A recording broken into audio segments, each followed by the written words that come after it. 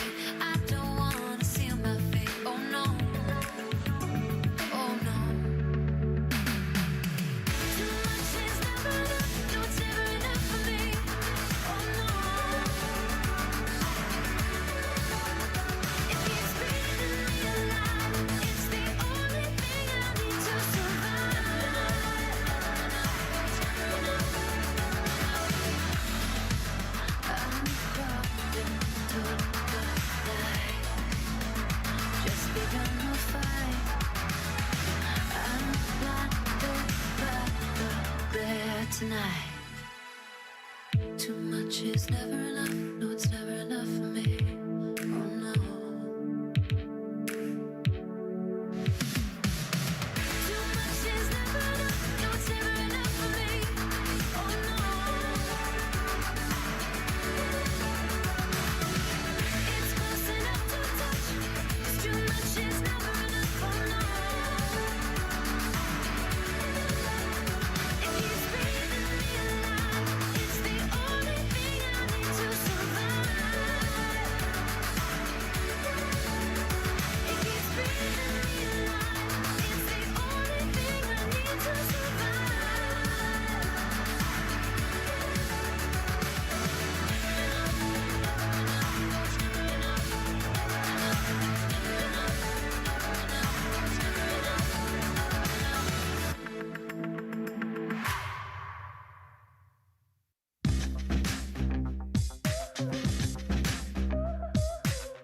Do you remember when we felt so free? Boys like you and girls like me. 1,000 summers in my memory. Boys like you and girls like me. We fight the dawn is what you said to me. Boys like you and girls like me. How can they know just how it felt to be? Boys like you and girls like me. When you held my hand, electricity was raining down. Can you hear that sound? Like a match we're burning up this town. And if I close my eyes, I can taste it, can erase it. Some things aren't meant to last forever. Some hearts they burn like a wildfire, wildfire.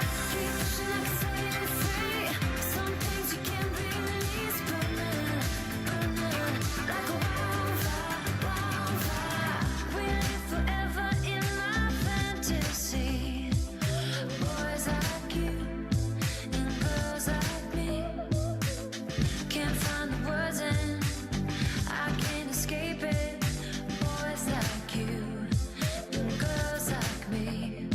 When you held my hand, electricity was raining down. Can you hear that sound?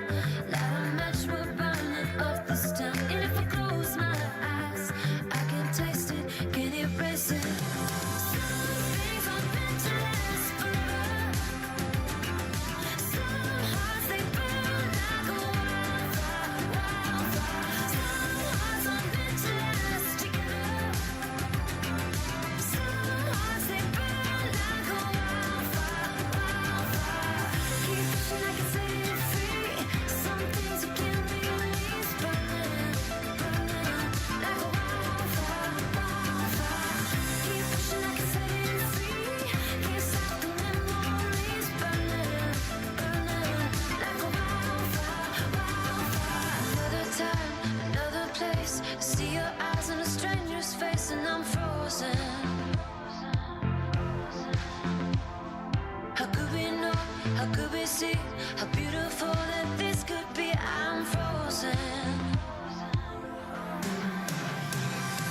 Some things aren't meant to last forever. Some hearts they burn like a wildfire, wildfire. Some hearts aren't meant to last together. Some hearts they burn like a wildfire, wildfire. Some things aren't meant to last forever. Some things you can't release. Some hearts they burn like a wildfire, wildfire. Some hearts aren't meant to last together. Some things you can't release. Some hearts they burn like a wildfire, wildfire. Right, everyone. Hello, hello. God bless you all who are a part of my kindred people of God. I hope you all had a wonderful Sabbath today. I have an emergency Sabbath ending stream for you all tonight. I am still drained from last night, but I felt compelled to go ahead and get this information out tonight, because of its importance, and I have to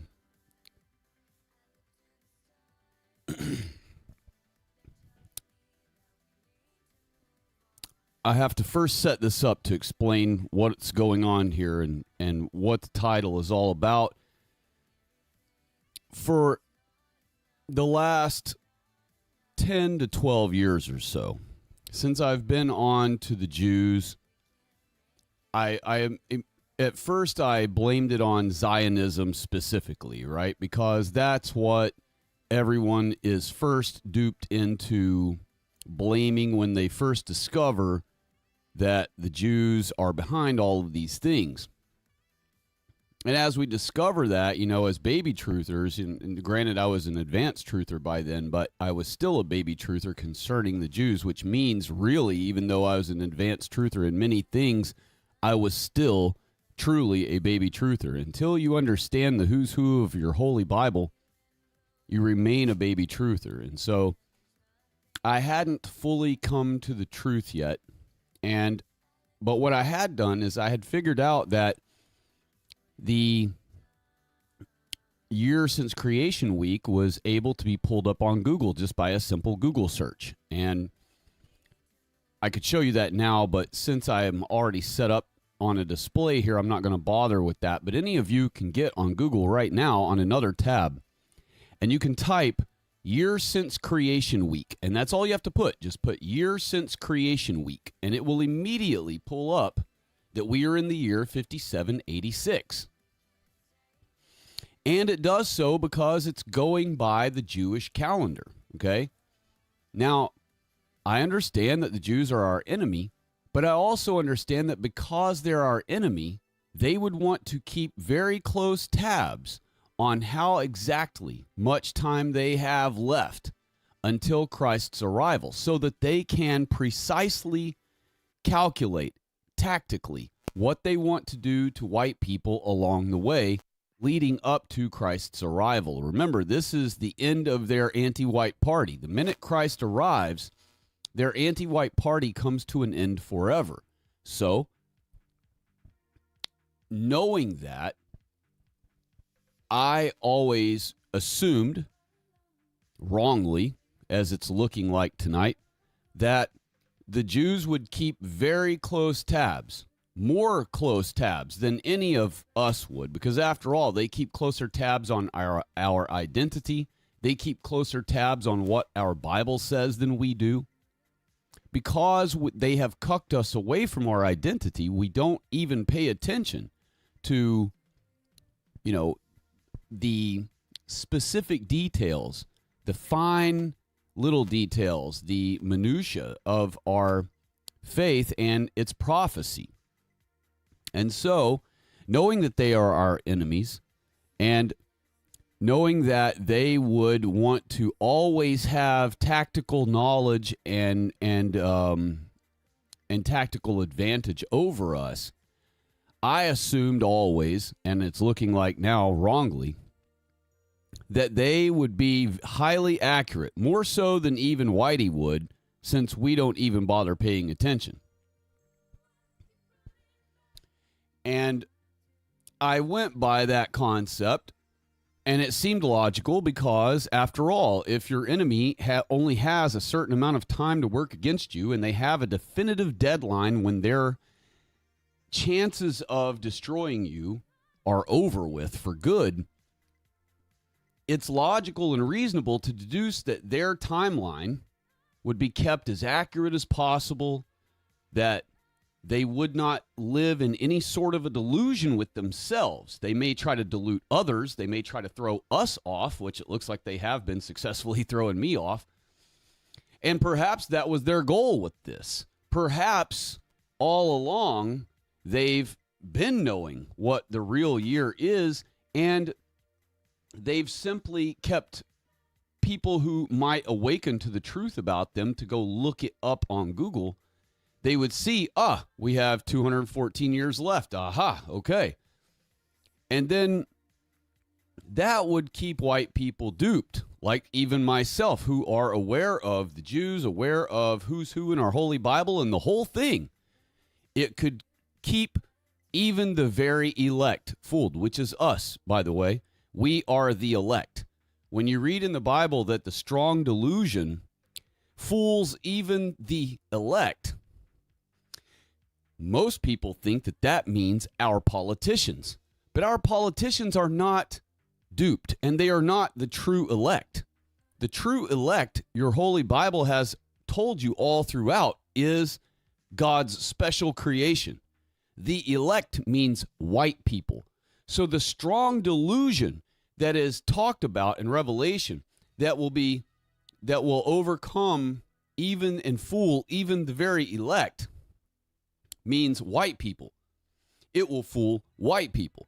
And the very elect, or even the elect, would mean the highest of the white people. And so you who visit this channel and who understand the who's who of our Holy Bible are the elect.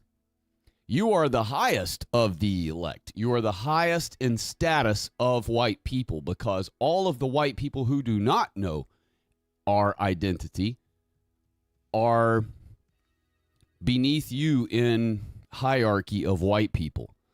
All right, so knowing all of this, I have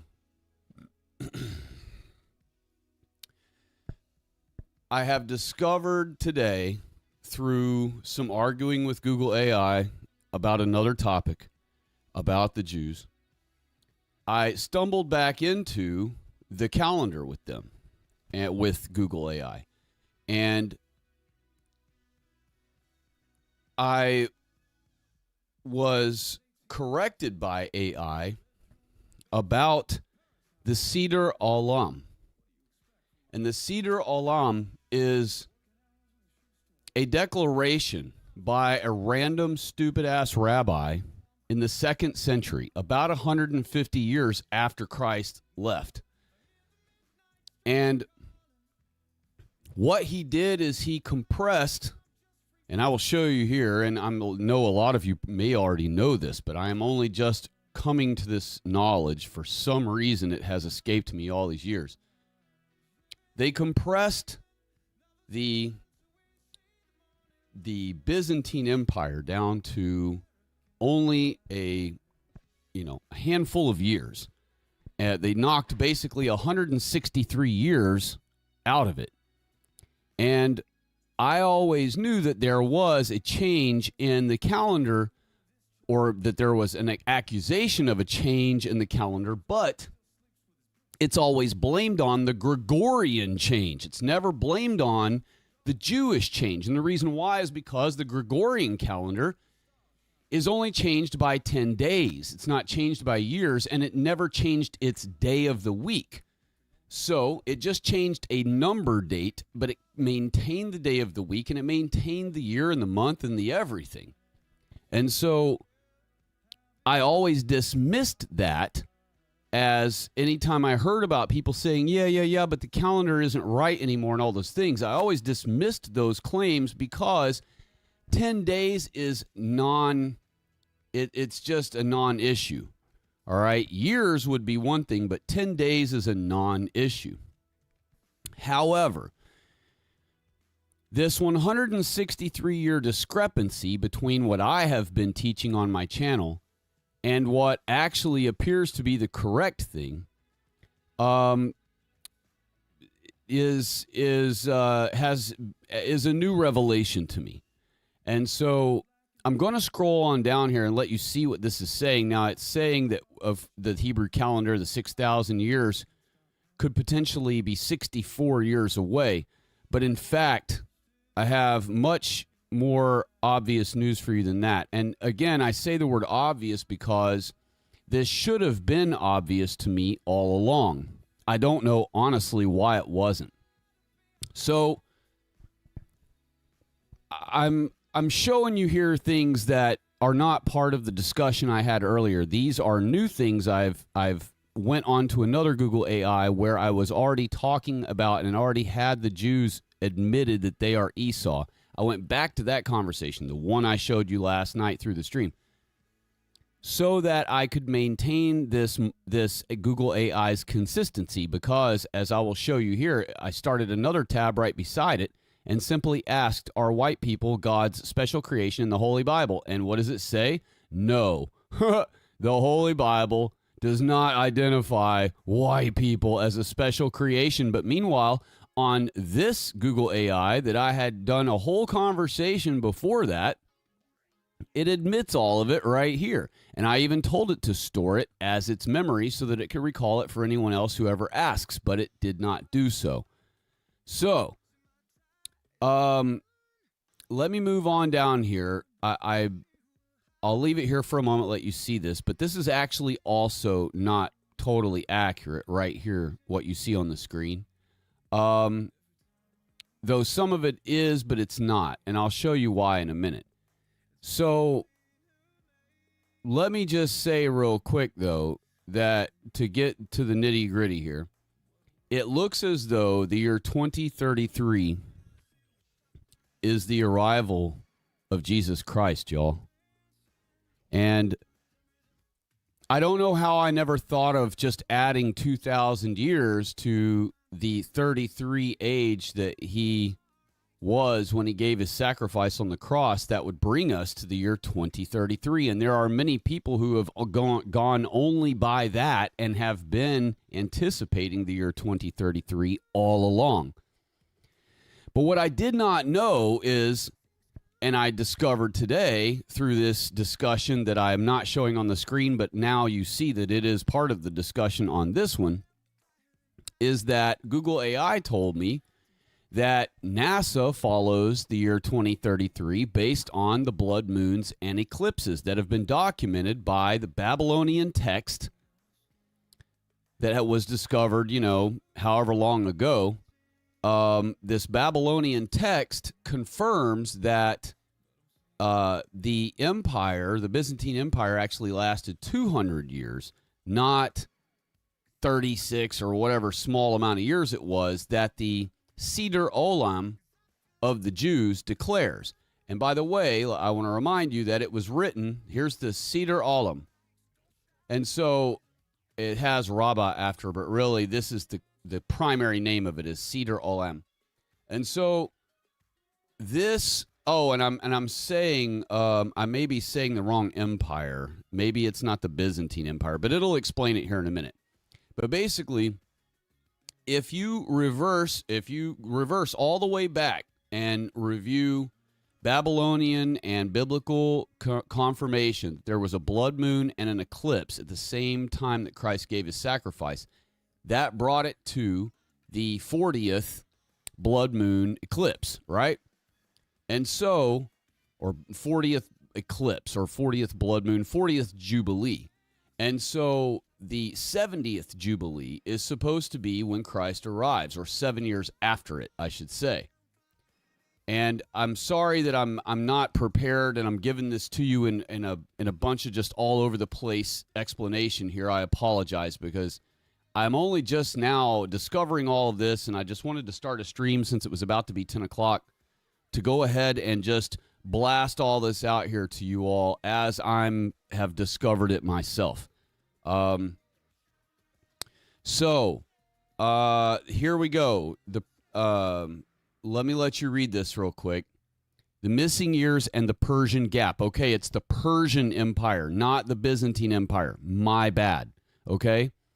So the discrepancy is that the Jews, 150 years after Christ's transfiguration and ascension, they wrote a declaration trying to basically keep their own selves as the Jews, right, as the leaders over white people.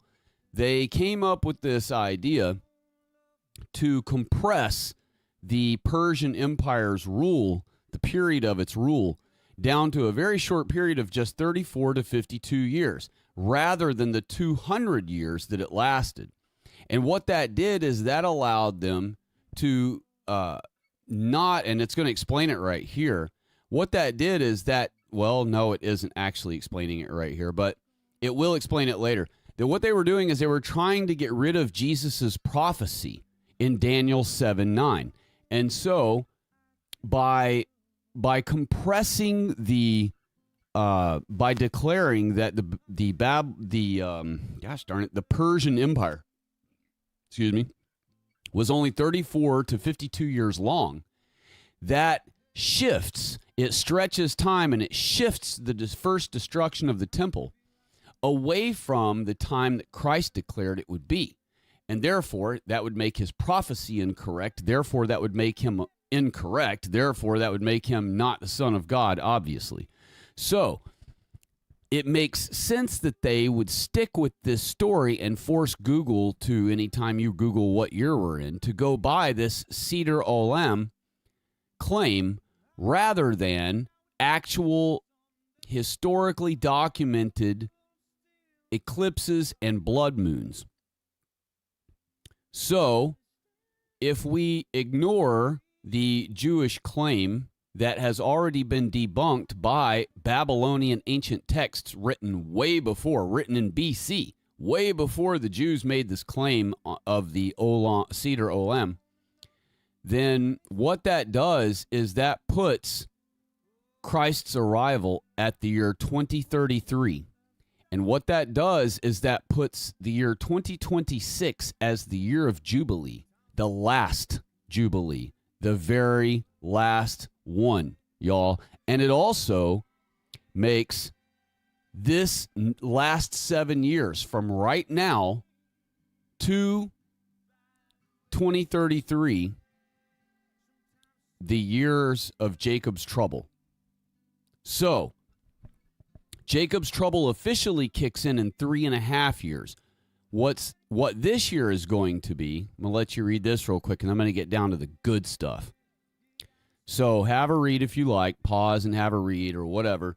But basically it's explaining here that the Jews would want to remain blinded to this. Now, I know it's incorrect because Jews do not want to remain blinded, but they do want people like me who discover who's who in the Holy Bible to be blinded about how much time we have left. Because if I think we have 214 years left, I might not have the urgency that I would have if I think Christ is arriving in 2033 in my lifetime. So this is wild, y'all, but this is really, and it makes sense if you just add 2,000 years to Christ's transfiguration and ascension. So the year 2033, according to not just biblical, but that's all that really matters, but how do we confirm it with biblical? We confirm it with the eclipses and blood moons, and we do that by NASA's record of going all the way back. I know NASA's a hoax. I know they don't go to space, but they do keep track, and I assure you that's what NASA was created for, was to keep track of how much exact time Jews have left. So the Jews apparently have been knowing all this time that they only have till the year 2033 until their party is over. But they have kept on Google searches this Seder Olam declaration of what year we're in since creation week, and therefore how many years we have until the 6,000 year trial is up. So the correction of the Persian gap here, it says, it'll explain it to you, that NASA eclipse data and Babylonian astronomical diaries, and it tells you which one, VAT 4956, definitively placed the 37th year of Nebuchadnezzar as 568 to 567 BC. This aligns with the destruction of the temple in 586, 587. That was the first destruction. That was not the one Christ was prophesying. He hadn't come yet. But it also moves all of that as the Jews want it to be moved. So, let me just scroll on down here. I'm going to let you have a look at this. I'll stop and let y'all have a look. If the crucifixion occurred in 33 CE, a date supported by NASA lunar eclipse tablet confirming a blood moon on Friday, April 3rd, 33 CE. Then 2,000 years later lands exactly on 2033, y'all. Okay, now, to show you what I mean about this next 7 years beginning right now, let me remind you what the Jacob's trouble is and what it's going to do. So I'm going to let you have a look at this real quick. Just have you a quick read. Okay. Now I'm going to scroll down and I'm going to ask it here. So then, when does Jacob's trouble begin? Or when did it begin? Based on this 2033 end date. Check it out, y'all. The 2026 to 2033 timeline. Based on the 2033 CE end date model and the astronomical alignments we've discussed, the period known as Jacob's trouble, the final 7-year tribulation, would begin in 2026. Wow, y'all. Check this out. The calculation is straightforward subtraction of the 70th week of Daniel, 7 years, from the 2,000-year anchor. Beginning 2026, if the 6,000-year cycle and the 2 days, which is 2,000 years since the crucifixion in 33 CE, conclude in 2033, then the start of the 7-year period falls in 2026. The midpoint, 2029 through 2030, following this model, is the abomination of desolation and the shift into the Great Tribulation, the final 3.5 years, would occur roughly in mid-2029 or 2030. Now, what's wild about that is 1.5 years into the next presidency, okay? And we've all been talking about that if we even are fortunate enough to make it this whole 3 next years of Trump's presidency without them pulling a death hoax on him or something else and then throwing us into a liberal hellscape immediately afterward in revenge mode, we figured that even if that doesn't happen early, we still only have 3 years. And then once he's out, we're going to immediately have the Jewish narrative will be that the left took power and that now they're going to crack the whip and they're going to wield power as hard as they want, and they're going to start literally persecuting and jailing all right-wing white people, all pro-white people. That's Jacob's trouble. So what's wild, though, is, and here's the wild thing about all of this that I haven't shown you yet, is the transition time.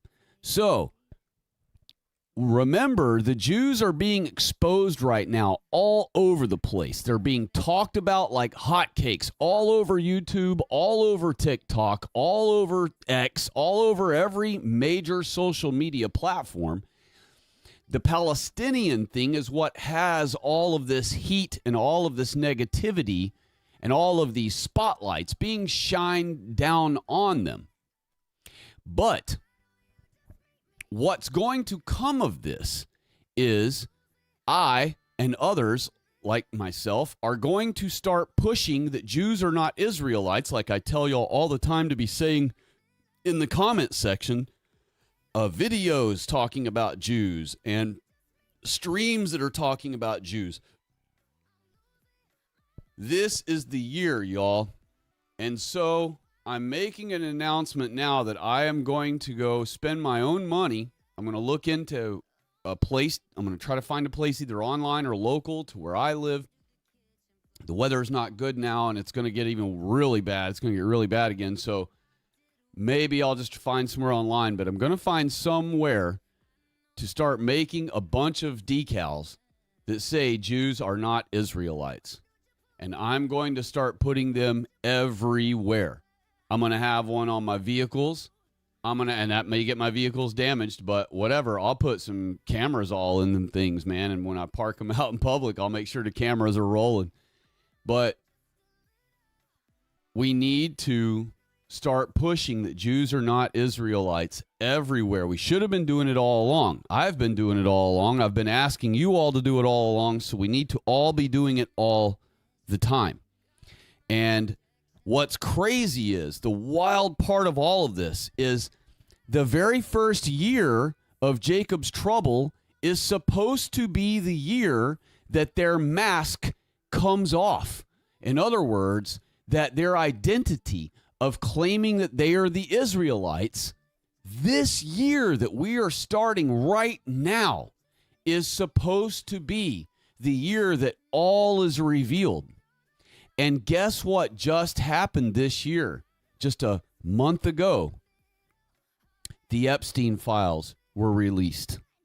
So many people now who were normies, who ignored us for years and years, have now read somewhere in the Epstein files, or they're seeing on some of their most favorite conservative YouTube channels that Jews are a Jewish supremacy thing, that part of their copium is that they talk among themselves as though they are the, elite and that the rest of us are the peasants, the cattle, the worthless pissant animals, but when really they know it's just copium, right? They know that white people are the actual elite and that they are actually nobodies, that they are actually less than cattle. They are mongrels. So God did not create mongrels. And I can show you in Matthew or in Luke where Christ says to the Jews that anything that God didn't plant is going to get uprooted. And that means anything God didn't create, any race, anything that isn't a race he created is getting uprooted, being destroyed. That means all mongrels, all mulattoes, all mixed race critters are going to be uprooted. They're going to be destroyed. And so when they talk in their emails all over the email or all over the Epstein files about the Goyim and about us being cattle and all those things, they don't really believe that. They just LARP along that way with each other because that's their way of coping with who they are. They know they're doomed to eternal destruction. And this is why they eat babies and eat poop and do all this vomit-inducing sexual acts and all this disgusting stuff they can possibly do because they're trying to get maximum kicks out of life, right? They actually get a kick out of eating dead people. They actually get a kick out of having sex with things they shouldn't. To them, it's their only form of satisfaction are these shitty little dopamine rushes they get one after another from drugs and partying and sex with little kids or dead babies or whatever all they like to do it with. These are coping mechanisms, all right? They're everything from them talking like they do about white people and about anyone that's non-Jewish to all of their behaviors and practices and things they do to get off are all a coping mechanism. They're in a state of permanent depression. And don't let that make you feel bad for them. God has ordained them to be the arch enemy of our people. God has ordained them to eternal doom for being the arch enemies of our people. So they understand that their fate is at the door. Even if it was 214 years away, like they're trying to dupe white people like me into believing, or have successfully had people like me believing all this time, even if it was that far away, they still know they only had that much time. But it turns out it's very much looking like that they know, really and truly, that they have a much shorter time than that, that their window is now only 7 years. So, knowing that this year, the year 2026, is the first year of Jacob's trouble, which is also the year that their identity is supposed to be exposed to the world as not being the true Israelites, I say that you and I, all of us, be the part of biblical prophecy who brings this to pass. Somebody's going to do it. Would you rather it be the leftist news and the Jews themselves who admit it? Or would you rather it be us who caused God's prophecy, who God was speaking about in prophecy, who would be the purveyors of exposing their true identity. Wouldn't you rather be the purveyors of the prophecy? Wouldn't you rather be the ones God was talking about in our Holy Bible that will expose them, rather than the Holy Bible being talking about them exposing themselves? Remember, the story is for us. The story is for us to be the hero, not them. So by them exposing their own selves to the world, that would steal all the thunder from us. That would take all of the awesomeness from white people being able to expose them and be a part of our God's prophecy, to be people who imposed God's prophecy right on time, just as God said it would happen. I say that's a much better approach for our people to reach a higher seat in heaven, to be called great in heaven, to have Christ adding many rooms to your mansion.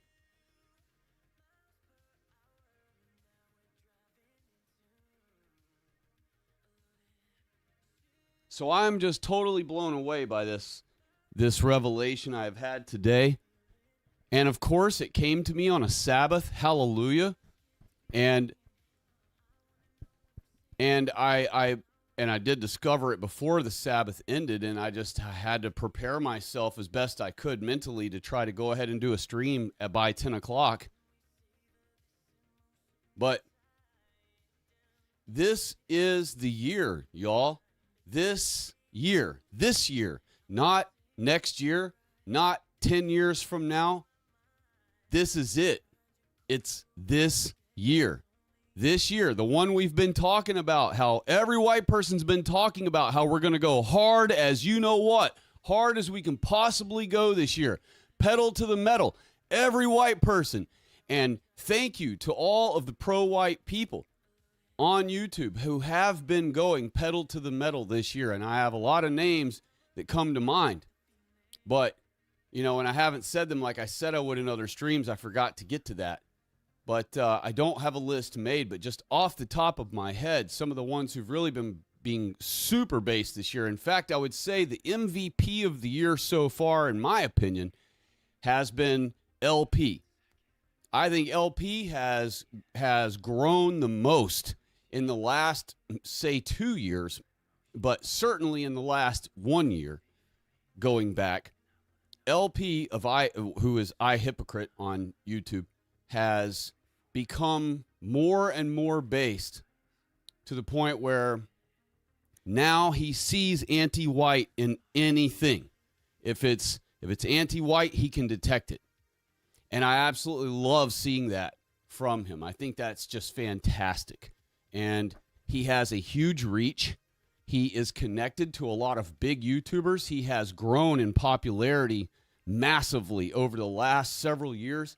And I'm so grateful that he is a part of our team. And there are others that, now granted, he's not perhaps fully based. He perhaps isn't fully Christian yet. I don't know that specifically about LP. But I will say that I am so grateful for how much help he has given us this year in showing the anti-white things.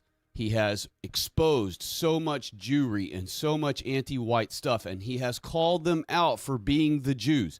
And he has literally called out that it's okay to be called the scary R word. He even had his own face, big as heck, on the thumbnail that says, "I am racist, period, dot." It says it right on the thumbnail in huge font next to his face, zoomed in. Like, here, Jews, get a good picture of me. Get good retina scans of me, best you can off this thumbnail, and I am the scary R word. That's based. That dude, that man is actually really sticking his neck out there. And granted, he already was able to from his fame and his popularity and all that, but he don't have to do that. He could have just kowtowed along and just ran videos about blacks, being criminals all the time. And he'd make a ton of money, and he'd be super famous anyway, and he wouldn't have to expose all this truth and be under any scrutiny ever for exposing truth about the Jews, about who's up to this against us, about all the anti-white narratives. And so I'm very thankful that he has extended his platform to focus specifically on the war against white people. Whether he has come to our Lord or not yet, I don't remember. I do vaguely recall hearing him talk about it before, but I can't remember whether he said he was definitively a faithful follower of Christ or not. Chances are he is, especially after all he's learned in the last year. So I say God bless him and Godspeed to him, and I hope that now that I'm said something about him, and this is the thing, is every person I ever mention, they end up going south and going sour on us, and I hate that. So I hope to God, please, Lord, make an exception for tonight. Since I mentioned I hypocrite, please, Lord, bless him to stay on the correct path with us. Please don't hit him with this curse that happens every time I talk about someone positively.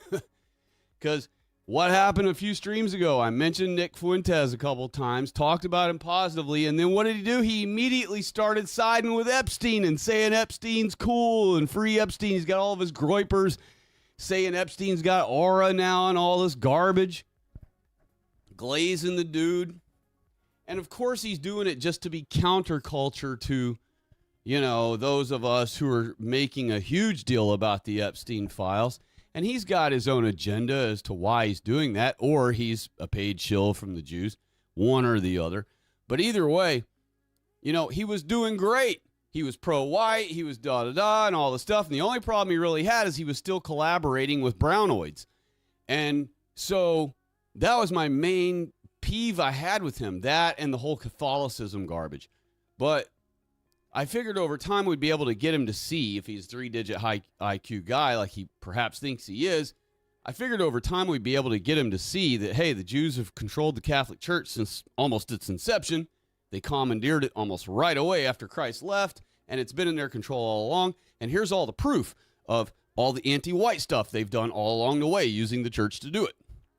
Surely we could have got him to realize and convert to Protestantism. But instead, this dude has went pro-Epstein and all that. I haven't watched any videos since then about him. Any of these glazers that steal his content and post online, like Purge Viral and all these other guys that do that.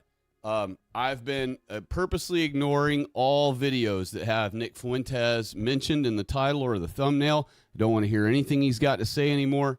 Not while he's led a bunch of white people into doing that bull crap and glazing Epstein and all this shit.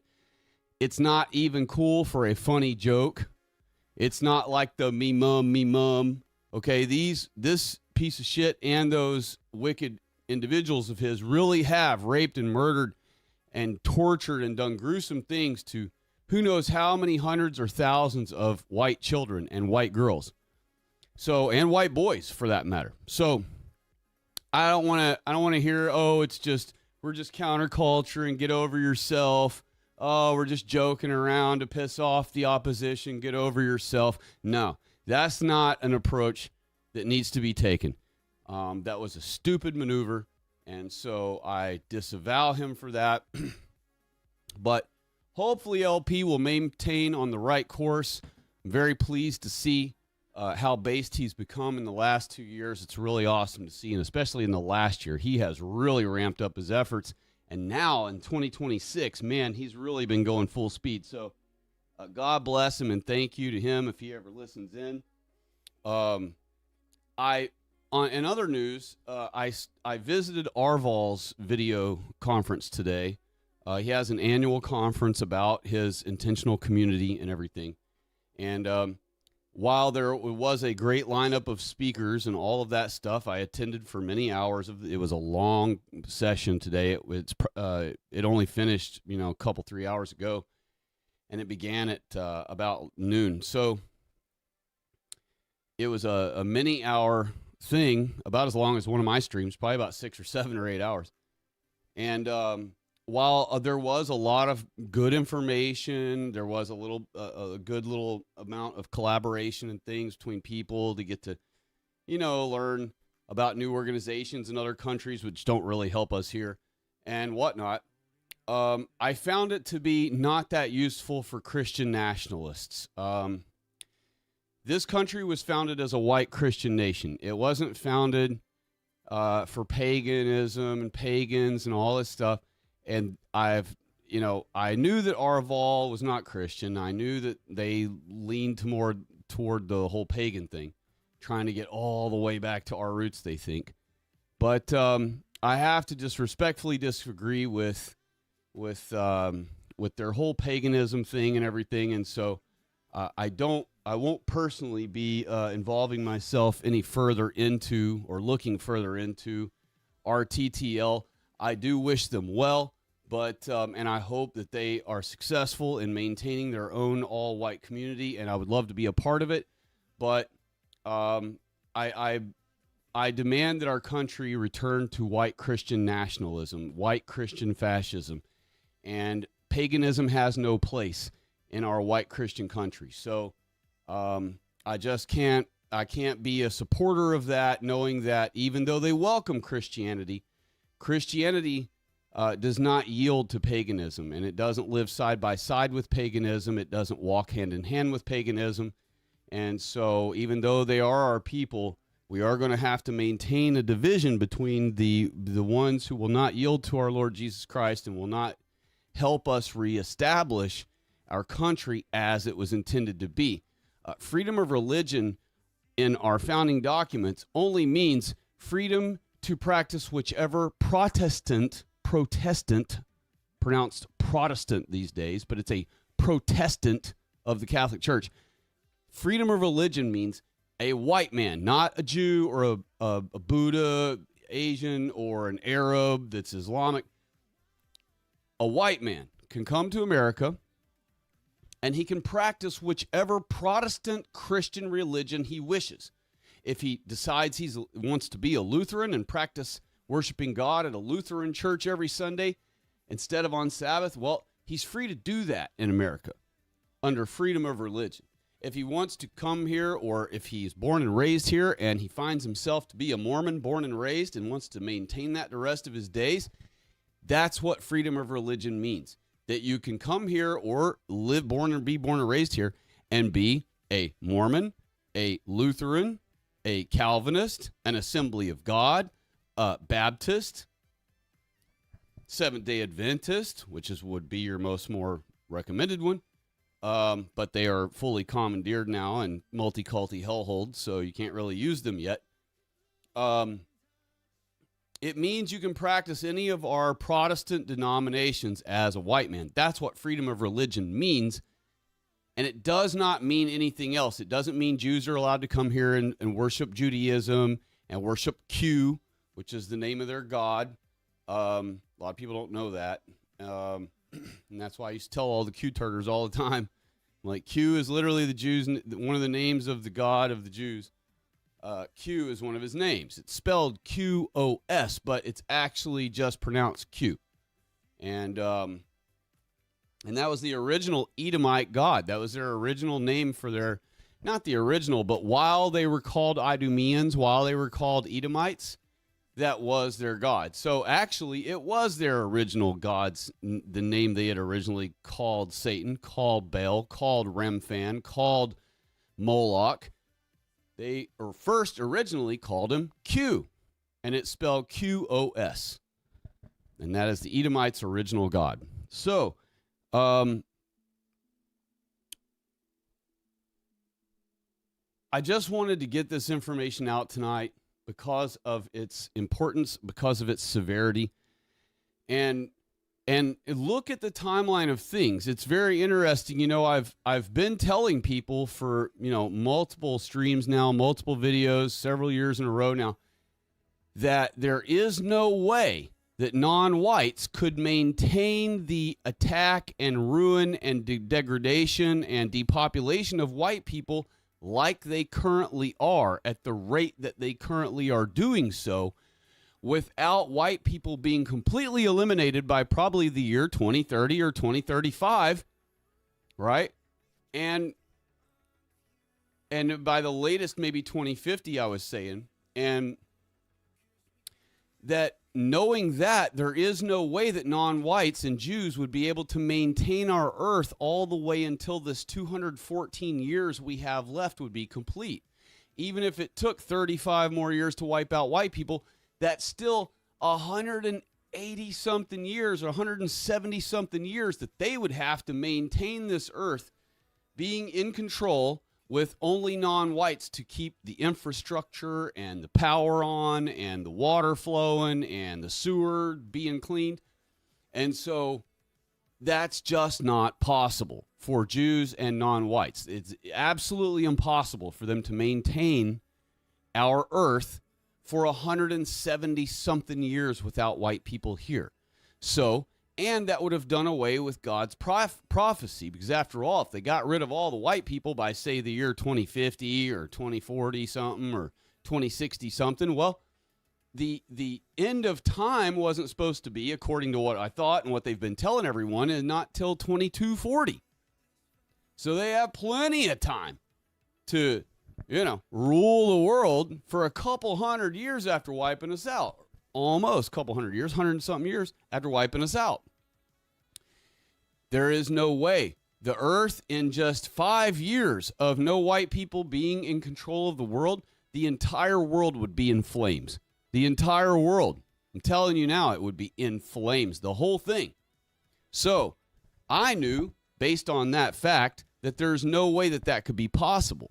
So I misunderstood that to mean that, therefore, white people will have another victory, even though it seems totally impossible, even though our people are completely cucked out of their minds beyond belief.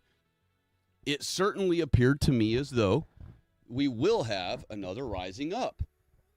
And that's because of mandatory necessity of the earth being able to be maintained. If the earth can't be maintained for 170 years without white people, which it cannot, then that means simply, plain as day, that white people have to have another rising up. Otherwise, we will not maintain ourselves and our existence and our power and our seat, as much as we even haven't left in the world, for 170 more years. It would be impossible. And at this point, for 214 more years, especially at the rate that they are stealing our money and paying non-whites to outbreed us like hotcakes, at the rate they're flooding our country every hour by the jumbo jet full in every airport, while they eliminate more and more of our white people every day with their freaking non-white minions. I don't know if you know, I'm sure you have seen, but some Asian trucker, illegal, doesn't matter if he's illegal or not, he's non-white, killed, 3 or 4 nice white people that were on the interstate, wiped out his big old giant semi that he shouldn't be behind the wheel of and shouldn't even be in our country, and killed 4 white people.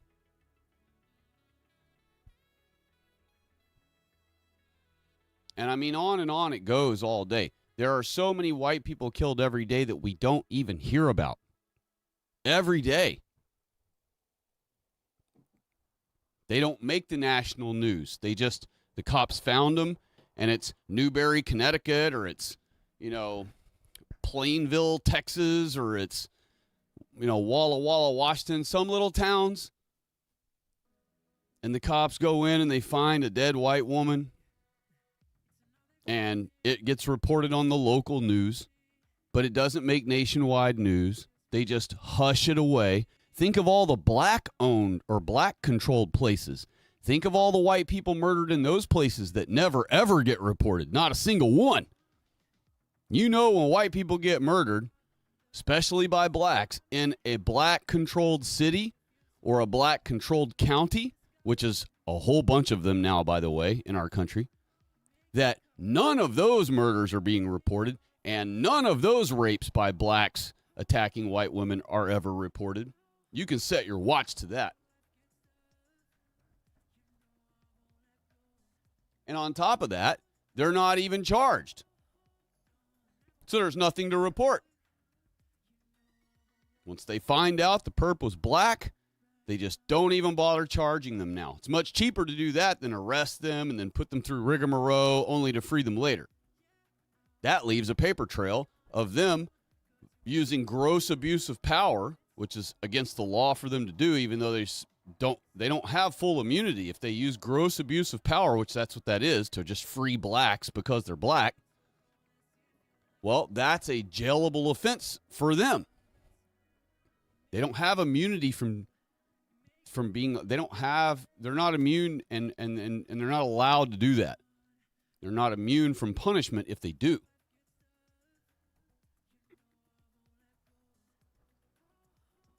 So rather than go through that rigmarole, once they discover the perp, the murderer, the rapist, whoever was black or a non-white at all, they just immediately drop the charges. They say, oh, he was crazy. He's mentally ill, you know. There's nothing we can do to him. He's mentally ill.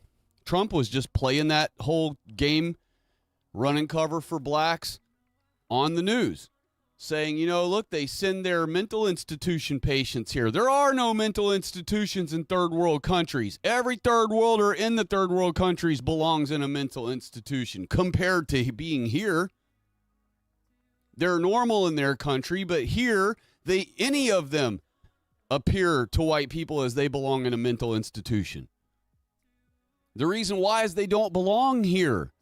They don't belong in a first world. When you put a third worlder out of the third world and you just plop him into the first world, a high trust society where white women are walking everywhere in miniskirts, and you tell him all along the way, hey, as soon as you get there, it's a fantasy world full of freaking white girls everywhere. You can just rape any white girl you want. And most often she'll enjoy it and like it. All you got to do is start raping her and then she'll get into it. So they're sent here told that by the Jews. Go there and rape all the white girls you want. They love it anyway. They say they don't, but they do. They want it. So they come here and they land off the airplanes already with the mindset of hunting and preying on white women. Told to them by the Jews that they're free to do so all they wish. So guess what they do?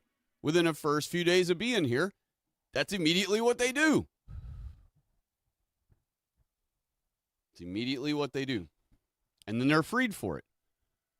And what's the excuse? The same one Trump used. By the way, they just pulled all the troops out today from there. All 700 or whatever ICE that they had there. They're all pulled out. They admitted so today. Had Tom Homan had to admit that they pulled him out. You know that's irking him.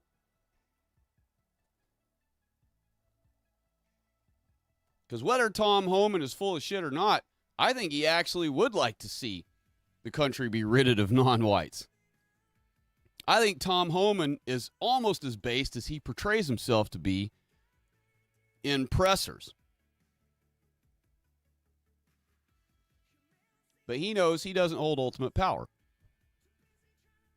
And he knows that if Trump decides to tell him, pull everything out, call it all off, he has to do so. He shouldn't. He should defy the president and just do it anyway. But he would just immediately be jailed. He would immediately be conquered. He'd immediately be stumped. And so he knows that. He's no dummy. So he just has to toe the line. He has to obey orders. He has to follow along with what Trump tells him to do. But I'll bet you if he really was told, hey, I want you to just no questions asked, get rid of all the non-whites, I think he really would. Something about his aura, I think he would. But he's being forcibly held back now. So, and has been the whole time, I'm sure. So, regardless, the Jews are in control of all of it. It's all a sham. It's all a show. There are no non-whites being deported. And now that they've pulled out, there will be no investigation into any of the Somali fraud. There will be no punishment, no justice come to any of them. None of them will be kicked out because the leadership there has already told the cops that you're not to bother any brownoid. If they're brown, you leave them alone. You're only allowed to harass white people. And by the way, during Jacob's trouble, the Bible says that that's exactly what the beast system is. And what do we have now? We have the beast system. We have beasts in power in our government, ruling over millions of white people. That's the beast system. And it's not behaving like a proper white man government that we set it up to operate like. And that's why Christ doesn't call it a government, because it's not. It's not a proper government. It's not a serious government. It's a system. They've taken what was our white man government and misconstrued every word of it and misapplied every rule and law in it. And they're using the gross abuse of power they've been handed to use it as a system against us. It's not a government. It's just a system. Beasts are not capable of maintaining, nor would they have any interest in maintaining, a proper white man government. They only intend to use our government to serve their interest and to persecute white people and destroy us. And that is exactly what the beast system is described as doing to white people in Revelation. So here we have it. We have the beast system. We have the Jews at January 30th, the first batch of Epstein files coming out, exposing the Jews to the whole world. Of course, they're trying to run cover and claim that Epstein was working with Russia and he was a Russian asset. But people can read the files for themselves, even though they've removed them. A lot of people have already downloaded them. A lot of people have already shared them around. So they exist on the internet now, and they're not going to be able to go around and chase and hunt down every person's copy online everywhere and get rid of them all. Even though they are pretty good at doing that, they did get rid of all the flat earth stuff. And they did get rid of all the Sandy Hook hoax stuff. And they got rid of a lot of other things. So they are pretty good at scrubbing the internet of things. But there are so many people who have definitely downloaded those files that they exist on people's computers that aren't even online. They exist on backup hard drives now that aren't online.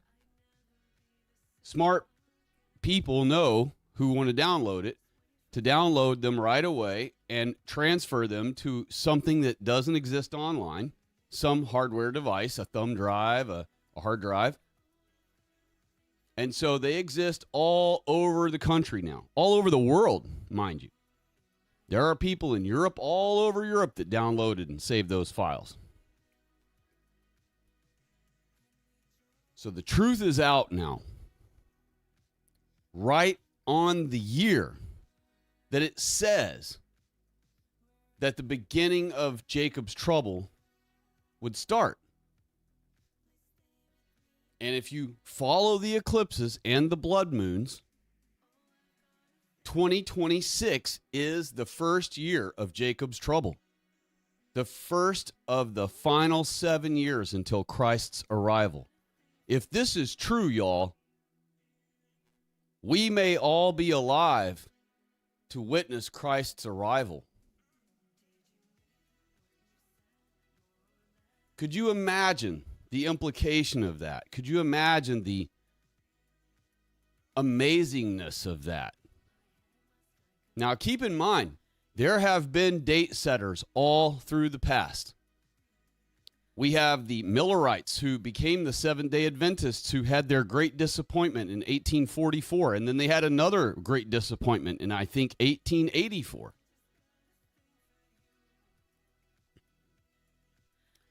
There have been others who committed mass suicide as a cult, thinking that the end of the world was coming the next day, or that they needed to kill themselves because some asteroid was passing by at that moment and they wanted to transfigurate to it or whatever. And the only date I've ever set is based on the end of the 6,000-year trial of man, based on what year we're in since creation week. But our ancestors didn't have the technology to backlog eclipses and moons and all these things and we hadn't discovered the Babylonian text yet that was written in the BC era that confirms the Persian Empire lasted 200 years and details who reigned in those 200 years. They didn't know that they were, if they even knew what year since creation week they were in, they would have been going by the incorrect one set by the Jews with Seder Olam. So, somehow, I don't know how they got their math all crazy. They deduced that 1844 or 1884, whatever years those two great disappointments were the date. The first one they set, when it came and passed, they said, oh, crud, we misunderstood. Obviously, the prophecy isn't wrong, so obviously we made a mistake. So they looked back into everything, and they went back through the Bible, and they went back through all the records they could that they had at the time in the 1800s, which was almost nothing. And they readjusted their time to 40 years or so in the future and said, oops, we missed it by about 40 years or so. Well, when that date came and went, the next day the sun came and everybody was still alive. They said, crud, we misunderstood again. And from then on, as far as I know, they never tried to set another date. But again, remember, they didn't have all of this knowledge we have. Remember, it says during Jacob's trouble, knowledge will be increased. And that's exactly what's happened since the age of the internet. Knowledge has exploded since the internet. And since YouTube, knowledge has really exploded. You see the Jews on all these forums talking about TikTok, worried about TikTok. I'm telling you now, TikTok is their code word for YouTube. It's to keep the goy worried about TikTok and thinking the Jews are worried about TikTok when really the Jews are worried about YouTube. That's who they're worried about. YouTube is by far the number one media company on earth. It gets way more views than Instagram or TikTok or Kick or any of these other things that have popped up along the way, even X.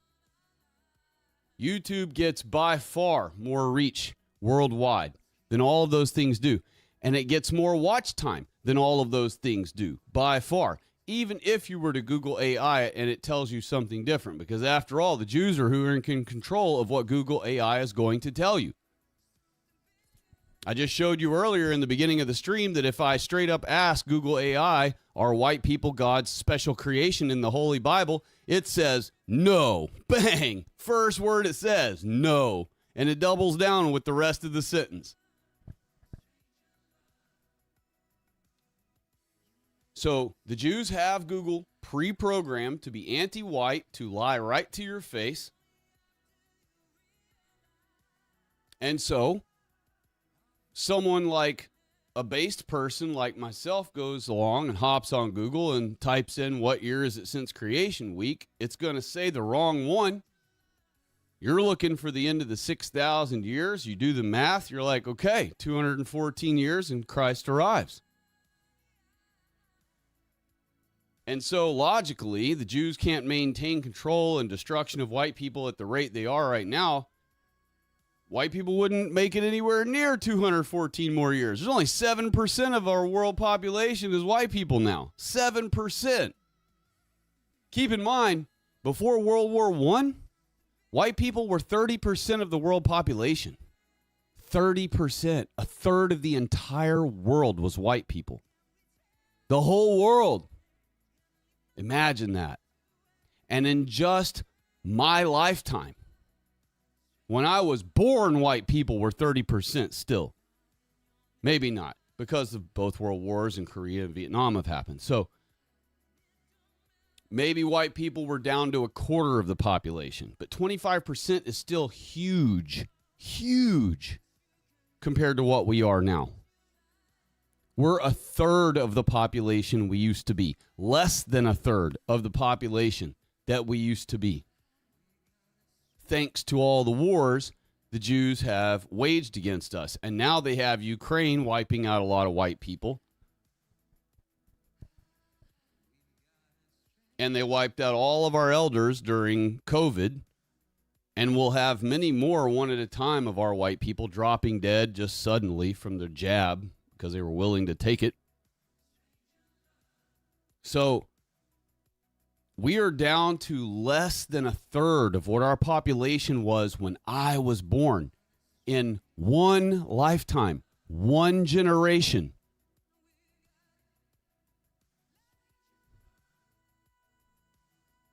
Our people have been decimated. And to think that at the rate they are destroying us, that we're going to be able to just fart along for 214 more years till Christ arrives is a laughable joke.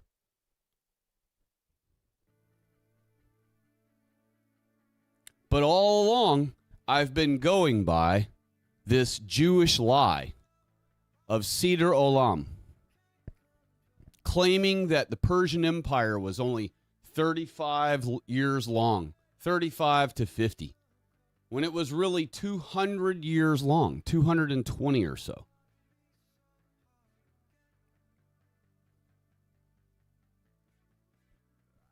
And when you remove that lie and you go by only the eclipses and the blood moons, the signs in the heavens that Christ told us to pay attention to, like I should have been all along, I would have already been warning all of us all along that 2033 is, according to our Holy Bible and according to the stars in heaven, the signs in the heavens, the moon itself, and the eclipses and blood moons that follow,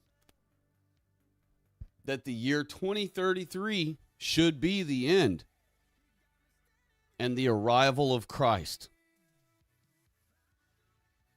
How wild, how amazing, how unbelievably intense and incredible it will be if we are the last generation, if we truly are.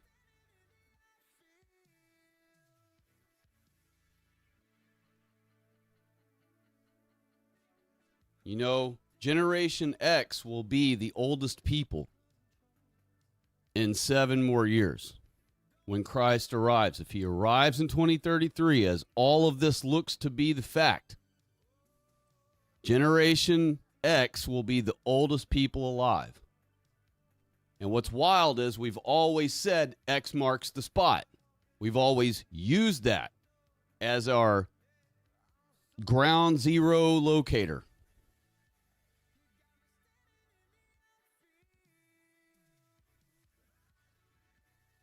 So how fitting it would be if Generation X ends up being the final generation that is the eldest, the elders, when Christ arrives. Isn't it interesting that also Twitter has been renamed X? And he did it basically right before the final 7 years of Jacob's trouble. And Elon has been posting how white genocide is occurring. Not saying he's on our side, but what I'm saying is Elon knows. What's he into like crazy? Rocketry, the idea of space. He took the piss out of us by telling us there's a Tesla orbiting Earth and all this garbage. He has white people believing that he has all these satellites in space. So he's fully a part of the gag. Look at all this desperation he's had to try to escape the Earth, to colonize some other world, Mars as he calls it. All he really means is he's desperately trying to escape the dome before Christ's arrival. He's desperately trying to figure out a way to leave Earth, to get out of the dome, to find his own way out of Earth. Look at all the trillions of dollars they've been stealing from us, not only to pay for the non-whites, But there are trillions more, tens of trillions more that are unaccounted for that didn't go to the non-whites, that went just to them. And we talk all the time. I don't, but a lot of our people do, and I have many years in the past, that they build underground structures. What else does Elon Musk do, y'all? He bores tunnels. He does everything the elite need. Not the elite. I don't like calling Jews the elite. I'm sorry. He does everything the Jews need. He bores tunnels. He keeps the outer space gag going, and he also is trying to come up with a way for them to be able to escape the dome.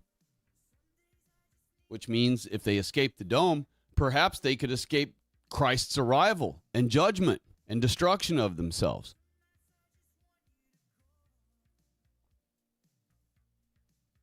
Elon's aware of the white genocide, and now he's been posting it on X for white people to be awakened to it.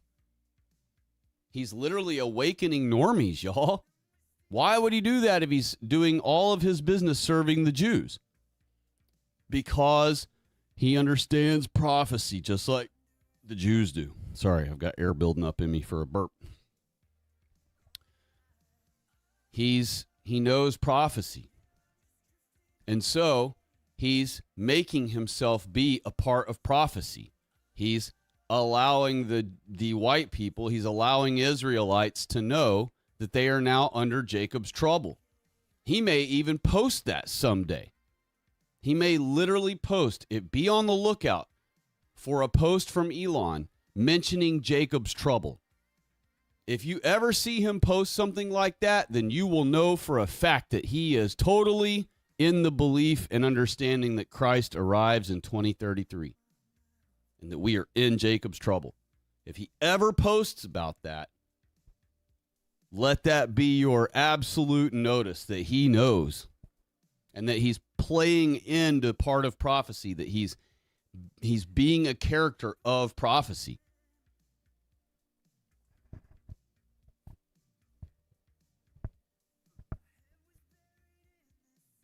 It's crazy, y'all. It's really crazy to think that this really could be it. And this explains everything out. The only other way, like I've already said, and I'll just quickly repeat again, that we could ever last 214 more years is if white people had an uprising. But do we see that happening with white people? No. For every one of us who are awake, there are 100,000 white people around us in every direction who are completely oblivious.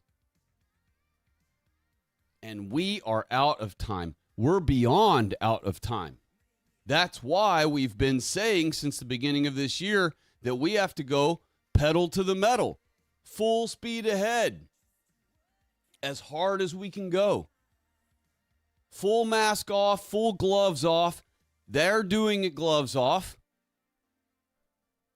So we need to be gloves off. They're throwing full-blown hard punches at us.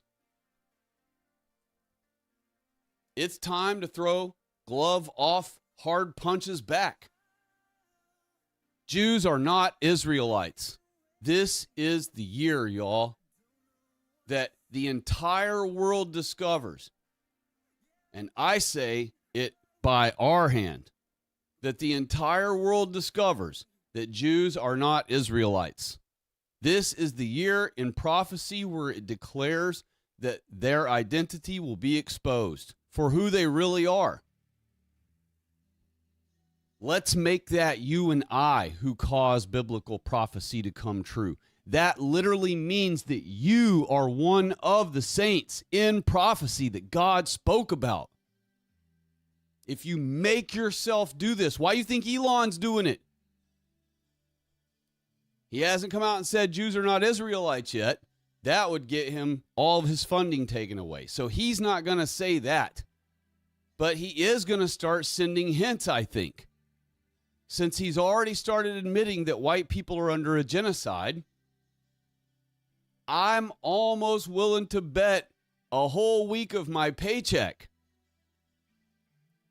That coming soon, and I don't know when, it might be 2 years from now when he texts that. It might be 3.5 years from now when the war against white people really ramps up. But at some point, be on the lookout for Elon Musk specifically, not someone else.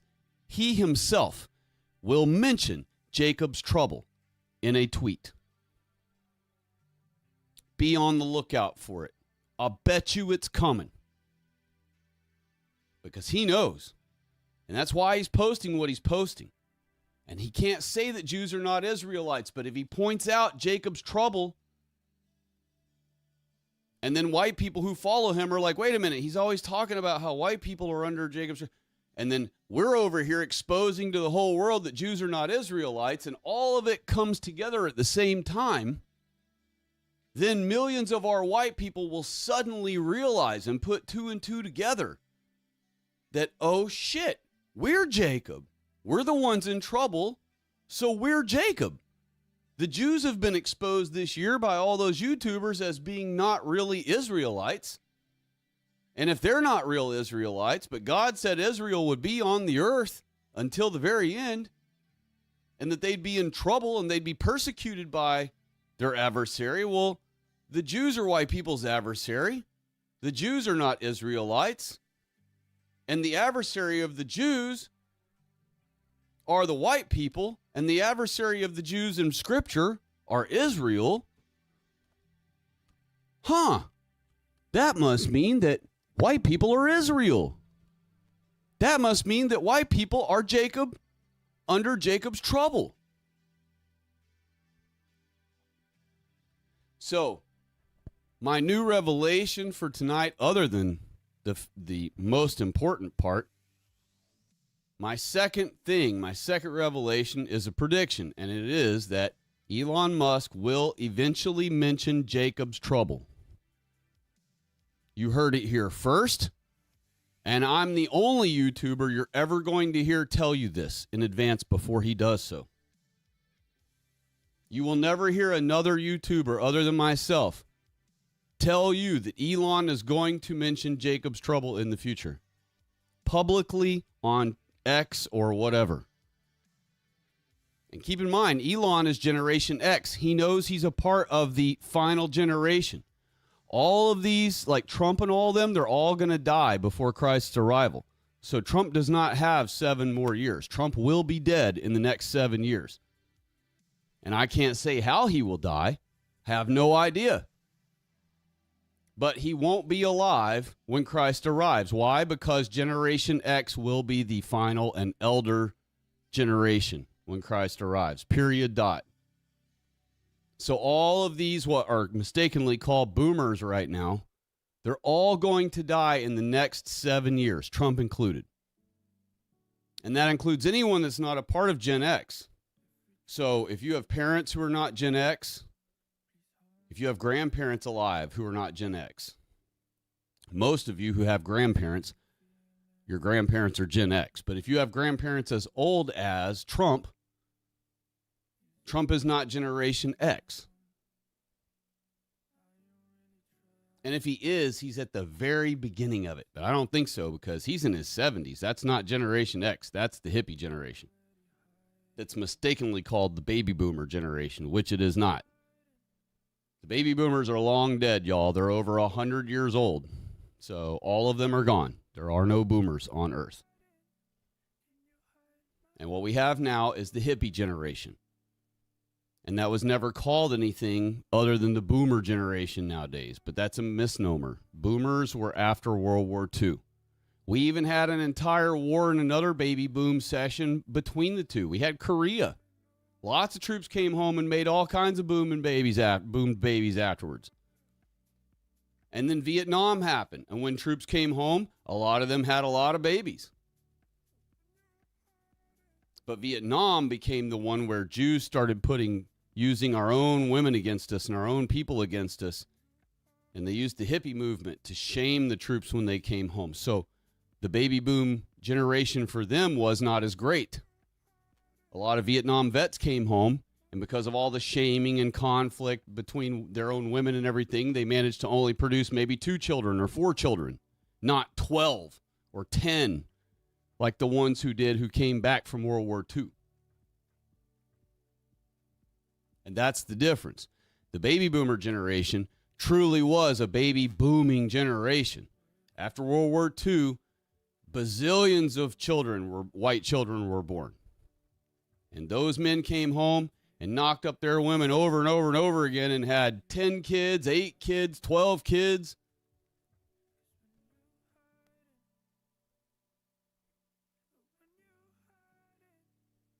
My grandpa had 7.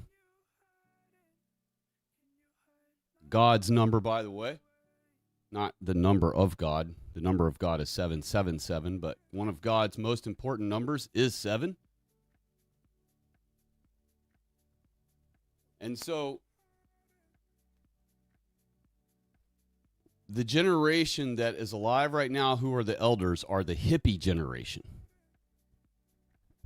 And God has determined, I guess, that they will taste regular death. But for Generation X, those who are blessed to live, the very elect who are blessed to live all the way to the end, will get to see Christ's arrival with their own eyes. I tell you what, that's enough to make a white person who knows want to go stay hidden in the mountains away from everyone where they can't be harmed or killed by anybody until Christ arrives. So just so they can get to see him come with their mortal eyes. I know it's tempting for me, boy. It makes me think, oh, man, I got to get out in the woods even deeper than I'm at right now and have no interaction with anyone. But if God's determined that for whatever reason you need to die beforehand, you're going to die. You're either going to get bit by a snake out in the woods or bit by some mosquito and get malaria and die, even though malaria don't even exist here, and all that stuff will happen. Some sequence of events would have happened. But if it's part of your story to be here when Christ arrives, how amazing would that be, y'all? I'm sitting here trying to wrap my mind around it because I've already made peace. All my adult days now, I've made peace with the fact that I'm going to have to go into the ground. I'm going to have to taste mortal death. And I try to make peace with that by reminding myself that even children have walked this and had to do so in a terrible fashion. Think of all these children that were Epstein and how they had to die. Far worse than most any of us will ever have to die. They died a horrific, torturous, agonizing, horrific death that I pray that none of you have to face,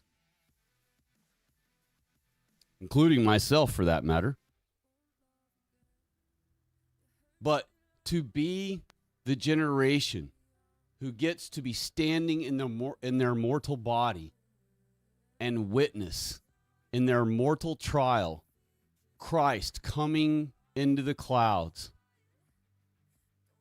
and for us to get to watch the whiteness, the brightness of his whiteness, white out the entire sky and the entire earth, and every which way you look, all you'll be able to see is blinging white, and it won't harm you because you're white.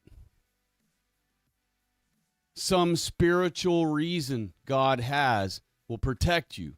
You will be protected by the Holy Ghost from God's brightness, even though you'll be witnessing it.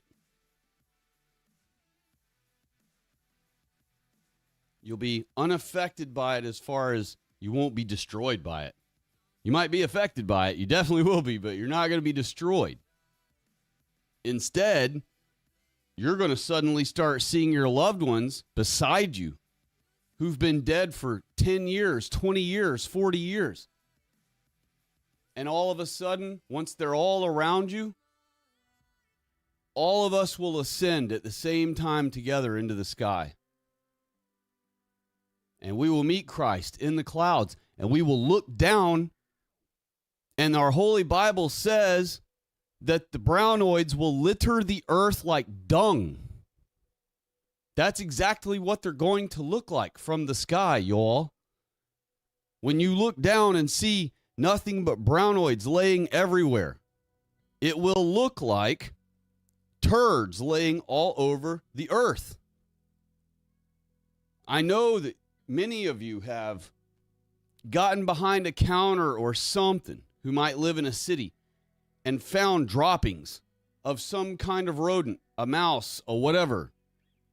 And you see in this collected little area lots of little brown turds just laying there. Imagine looking down at the earth from the sky with Christ and with all of our loved ones and all of our white people, and we look down and we see nothing but black and brown all over, laying all over the ground of the earth. What's it going to look like? It's going to look like a bunch of animal droppings everywhere. It's going to look like a bunch of little turds everywhere. And that is why our Holy Bible says they will litter the earth like dung, because they will be covered all over the surface of it, laying horizontal. Where we look down bird's eye view, we're going to see them as turd-shaped objects, turd-colored, turd-shaped objects, laying all over the earth. And we will go and be in heaven with Christ and with God and with all of the saints and angels and cherubims and patriarchs and saints. I already said saints. And our people and the 24 elders who will judge you with God on that great day. And we will stay all Sabbath with all of them in heaven. And for us, it will only be a one-day vacation. That's all it's going to seem like. One Sabbath day. But in fact, it will be 1,000 earth years. And so we will return to earth inside of heaven, like a spaceship, if you will, even though outer space don't exist. But imagine that concept. Imagine something like that, only the earth has a dome over it. A door of the dome will open. Heaven will come down into the earth. It is a 375 mile long, 375 mile wide, 375 mile tall, transparent cube. That is why Apple has a transparent cube out in front of its building with the forbidden bite of the apple taken out of the forbidden fruit in the center of it. It's to represent Satan. It's to represent sin, and that the original sin actually came from inside of heaven, which was Satan. Satan was the original one who metaphorically took a bite of the forbidden fruit. And even though he didn't actually take a bite of forbidden fruit, and he didn't need to know right from wrong because he already knew, because he was already a divine being, it was the original sin. And it came in heaven. It happened in heaven. And that's why in front of that Apple building, they have a replica of heaven with the forbidden fruit and a bite taken out, centered perfectly inside it. They know exactly what they're doing. So, we will come down in heaven in our 375 mile cubed transparent city. And when we land on the earth, it will land roughly on Southeast America. It will land on top of Florida, the Garden of Eden. And the entire world's non-whites will be reanimated. That's the second resurrection, the one you don't want to be in, the resurrection of the damned. And they will all be resurrected. They will immediately look around and realize what has happened. They will immediately know that all of Christ's harvest has been taken away.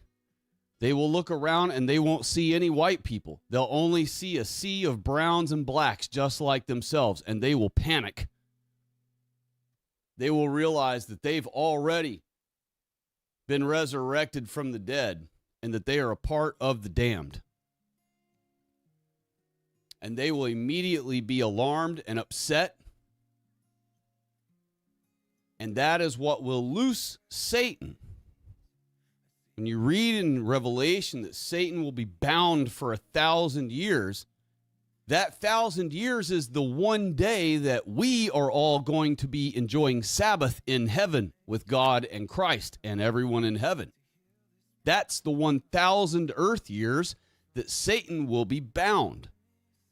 But when we return, that 1,000 earth years will have expired upon our arrival, riding inside heaven. The yellow submarine, if you will. And so, when we land on Florida, and all of the non-whites are resurrected and become immediately alarmed and angry, Satan will be loosed, and he will reveal himself in a physical form to all the non-whites. And they will all rally behind him. He will tell them, look, this city thing over here and sitting on top of Florida, I realize it's humongous. I realize that it's the biggest thing anyone's ever seen on Earth.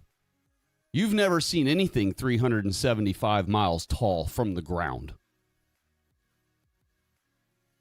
So, it's literally the length of Florida. I think Florida is about 300 miles long. So if you count a little bit of Georgia, which, by the way, that's where all the gold and onyx for the Garden of Eden, that were nearby the Garden of Eden, that's where all of it is. The best gold in America is literally in southern Georgia.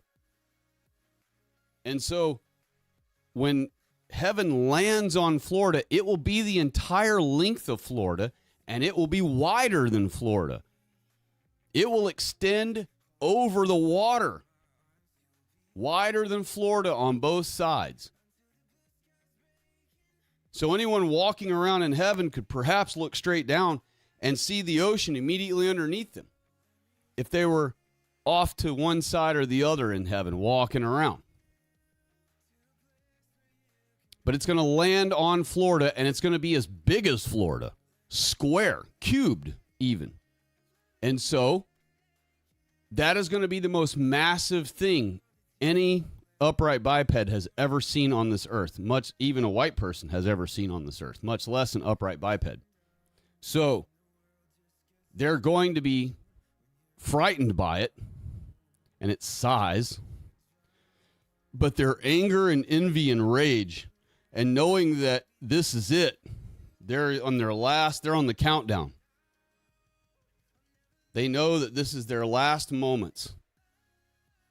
And so Satan will tell them, look, Whitey has left behind all of his aircraft carriers and his jets and his bombs and his missiles and his lasers and his technological equipment, his high-tech stuff.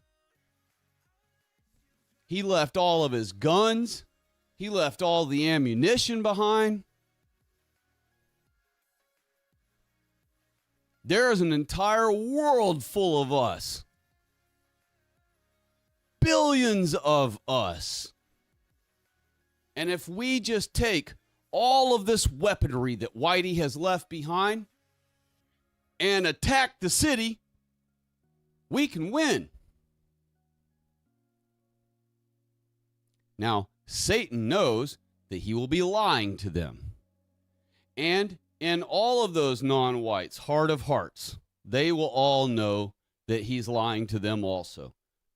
Satan will know he's done for, and so will all the non-whites and Jews. But just like you see in the end of any movie where the villain is cast down into a pit, he's battling the good guy, and the good guy's working him closer and closer to the edge, and he's about to fall in the pit. But there are innocent people standing around, foolishly not getting out of the way. Within his arm's reach, he reaches out and grabs an innocent person to make them fall in the pit with him. Why? Does it help him? Does it keep him from dying? No. But in his mind, it's the last little smidgen of revenge he can get on his way to the death's door. And that's what the destruction of white people is all about with the Jews. The Jews understand that they are done for. God did not create mongrels, and God will be destroying every single one. They know that that includes every single one of them, from the very first one that ever came out of Esau's first wife. So the only revenge they can possibly get on God and Jesus Christ is to convince as many white people to destroy their own selves, to damn their own selves from salvation as they can possibly trick before their day is done. And by the way, their day is done when Christ arrives and gathers us away. That's the day they're done. Just because they're all resurrected 1,000 years later and they get to use all of Whitey's military equipment and guns and missiles and bombs and bullets to attack heaven, they will all already know that it is completely futile, that it's practically utterly pointless, that they're not going to get to kill a single white person at all. They know that not one missile or bullet or bomb or helicopter or laser or any other thing will be able to penetrate heaven's walls. And by the way, they won't even be able to hit the transparent jasper wall that you're looking through, watching them be destroyed by God. Heaven has a wall around it. And that wall is 220 feet high. So, for all we know, just to be able to watch what's going on, we may be on the 221st floor of heaven, looking out, looking down beyond the wall, watching all of the little turds try to overcome heaven's walls.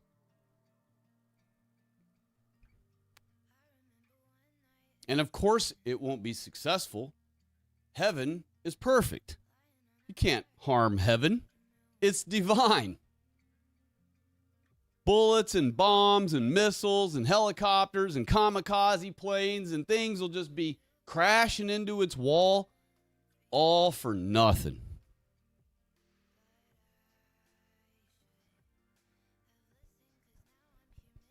And God will entertain that for a little while and watch them exhaust themselves however much. And at his appointed time, when he feels that it's right, God will cause all non-whites and Jews who are attacking the city to immediately fall to their knees and start wailing from their bellies louder than their bodies have ever made noise before. And they will all start screaming, "I apologize. I'm sorry." These are the beasts that can cry out to God. This is when they'll be doing it. And they will be screaming involuntarily from their bellies as loud as they possibly can, louder than they even humanly possibly could, or not humanly, but louder than they even could as a physical beast, because this will be a supernatural occurrence happening to them. They will wail that they are sorry.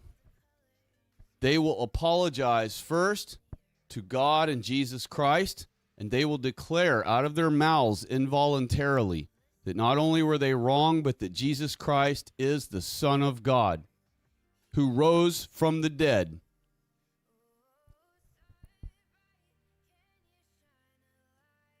And they will be forced to apologize to white people.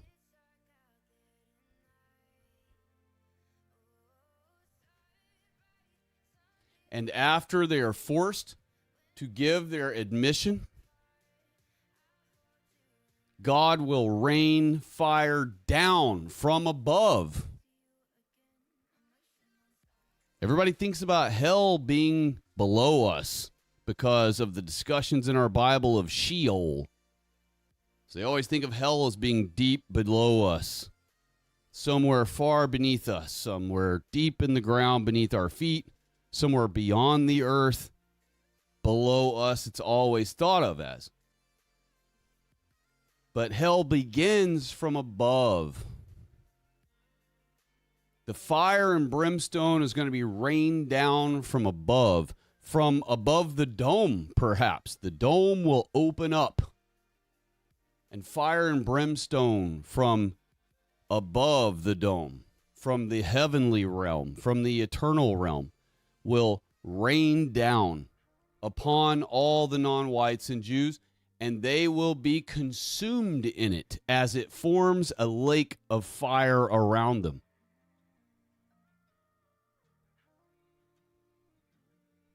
And God said, the smoke of their torment shall ascend forever. And another wild thing is, they will actually get a respite on Sabbath. Did you know that? I only just learned about that in the last year or so. And I'll show you where I read that on another day. I'm not prepared to show you that today, so I don't have it ready. But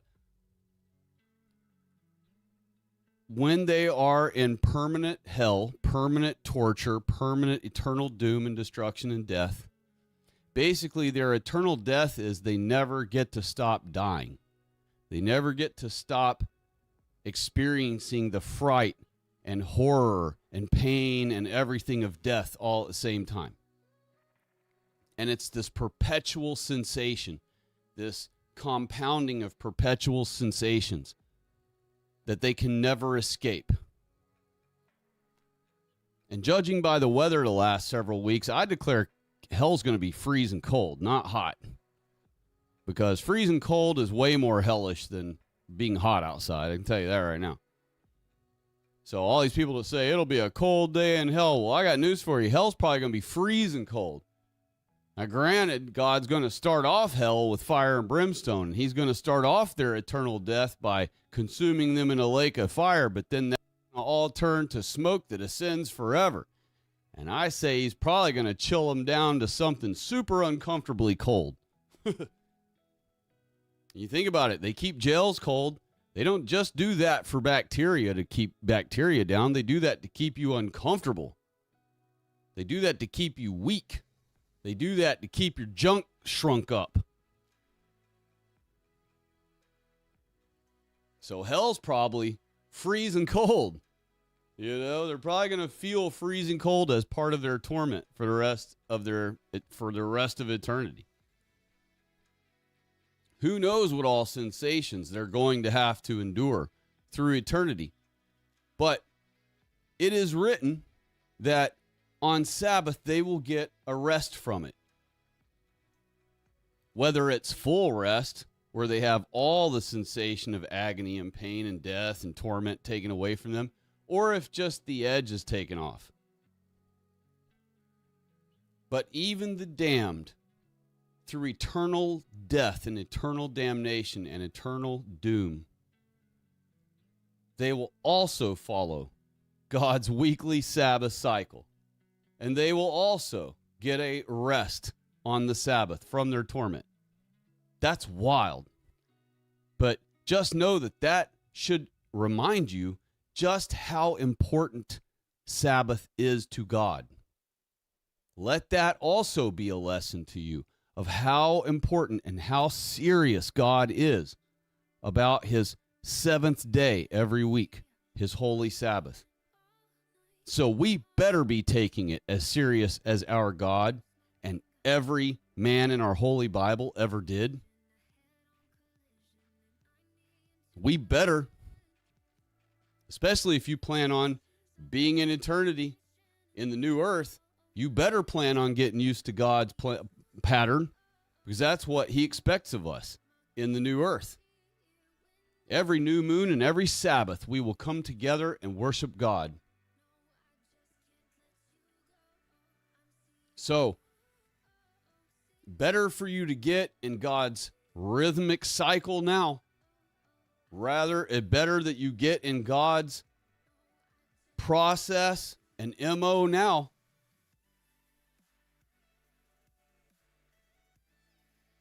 And you will have a higher seat in heaven if you do so.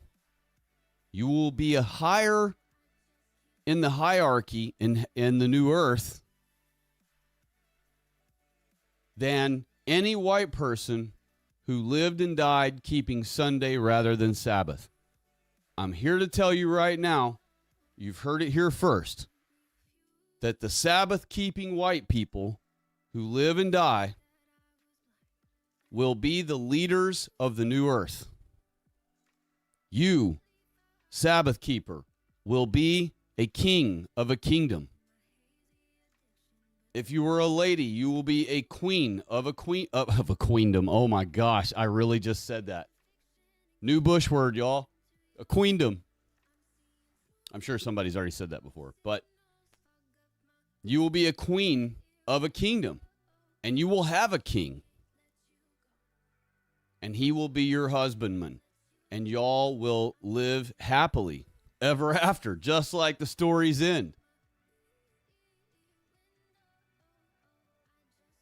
And everyone you've lost will be restored to you. And when you look at your parents, or you look at your uncles, or you look at your aunts or grandparents or friends or whoever you love, your children, you will see them as you remember them, as you like to see them. Or perhaps you will see them as they want to be seen. So who knows? You might be looking at your grandparents and they look as young and perfect as a 25-year-old just like you. And maybe everyone looks like a perfect 25-year-old. Why would anybody look like an old person? Age will be over with. So all of us will live in our prime. Your grandparents will look as young as you. Your kids will look the same age as you. Everyone will look like perfect grown-ups. And then all of us will have children again.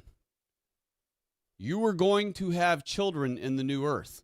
So for all of you who are childless, just know that you will have many children in the new earth, especially if you're a Sabbath keeper. God will be giving you many children in the new earth. What did he tell white man when he made this earth for us? He said, multiply like hotcakes. Y'all screw like jackrabbits and fill this whole earth up with white babies. I want this whole surface of this earth speckled in white spots when I look from above. I want it to look like snow covering the earth. And that's why he called us whiter than snow.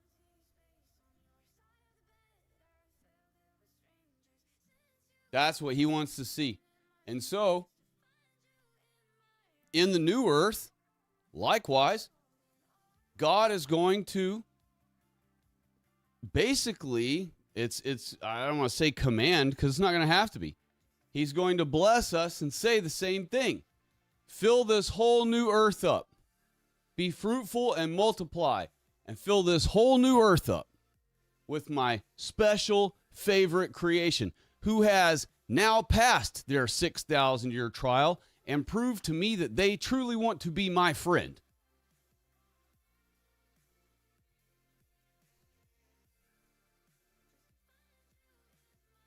And those of us who keep Sabbath will be the leaders in the new earth. Everyone who lived and died who kept Sunday or didn't keep any day at all, Every atheist God decides to save, we don't know how many he will or won't, but all of those who did not follow God's way as much as we did, meaning all the way, will be the lessers in the new earth, and there will be no jealousy or envy of you for being their ruler. And you will be kind and correct and just, and there will be no strife. There will never be any need for you to hold court cases where one's having to have a civil matter against another. All of those things will be a thing of the past. We will have perfect, like a dreamlike state where no one bothers anyone's stuff. No one ever has a conflict with anyone else. There will never be a car crash. There will never be a fight. There will never be an argument or a disagreement. We will all be like-minded, one accord. A lot of people would say to that, to just be a contrarian, oh, that sounds boring as hell. But I promise you it won't be. Think about anywhere where white people get together and have festivals. They have events, and everyone has a great time. Whether it's a car show or bird watching or hiking or Oktoberfesting or whatever it is. If it's only white people, it ends up being a joyous, wonderful event. Now imagine eternity every day getting to do different things, all you wish. You could hike for 1,000 days straight. Never stop walking. Never grow weary or hungry. And explore all these amazing things that God has made for us to behold in this new earth. Waterfalls, mountains, cliffs, all the beautiful things we think are gorgeous here will be amplified even greater in the new earth. And they'll all be pure and perfect and untouched by non-whites, undirtied, undefiled. And every inch of the new earth will be perfect. There will not be 1 inch of the new earth where a white girl or one of our white women were raped and killed in that spot. And therefore that soil is ruined. This whole earth's surface is ruined almost. Yes, we have vast swaths of uninhabited land where white women have not been raped and killed, but all of the bulk of the hot area where people live is all tainted with our women's blood, with our children's blood. And that is why God's going to destroy this earth. And he's going to burn it up with fire. What does fire do, y'all? We see them do controlled burns in the woods sometimes. What does it cause? It causes regrowth, even better than what was there before. So he's going to burn this whole earth up. And all with that, with the burning of the earth, will do away with all the tainting and all of the bloodshed, all of the ruin that has seeped and soaked into the soil of our earth. Will all be cooked away. And we will have a brand new earth and a brand new heavens. Even the heavens will be replaced because the heavens witnessed our women be destroyed, our children be devoured. And so it's not even good enough for the old heavens that their eyes were tainted. The eyes of the old heavens were ruined. They've seen too much. So a new dome will be placed over us, and a new moon, and new stars. And there won't be a need for a sun, because the glory of God will illuminate our new earth. And he will retract his glory at night so that we can enjoy the moon and enjoy evening. And it details all of this in the Holy Bible. None of this is from my imagination, other than those couple of little throw-ins there I might have added. But really, I'm not adding things. This is the best human explanation I can give you of what it declares in our Holy Bible will be the circumstance. There will be no pain, no sorrow, no any of that, no sin, no grief, no guilt, no shame, no crime, no disagreement. Every day, all through eternity, will be glorious bliss for you. You want to get a back massage for 200 hours straight? You'll be able to have one. And there will be some masseuse that she just loves doing that. And she'll just be doing it for you for however many hours without growing tired. And she'll be in bliss and you'll be in bliss. It sounds crazy. It's hard to explain, but it will just work out. Everything will be some inexplicable way of perfect. And I realize it's not inexplicable, it's miraculous. But I just mean that it's truly miraculous. There's no way that, us humans could ever wrap our minds around how good we're going to have it. So I just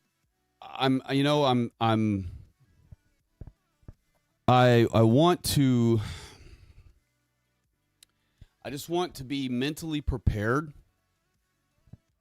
for these 7 years that we are entering into now.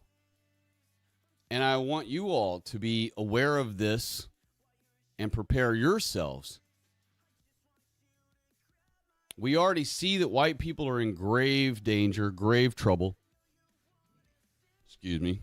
We've already been seeing that. We all see that it's getting worse and worse and worse. And the harder we push back, the more they double down and push back again against us. So they're not going to back down. They're not going to stop being anti-white. The harder we expose them, the more we point out that they're being anti-white, the more anti-white they will become as a reaction.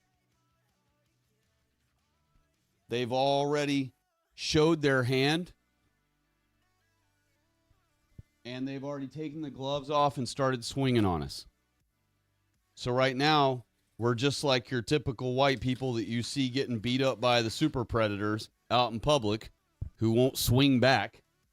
We're just standing here taking punch after punch after punch from the Jews and from their billions of non-whites, ripping us off in our faces, laughing in our faces as they steal all of our tax money, knowing the Jews are letting them do it.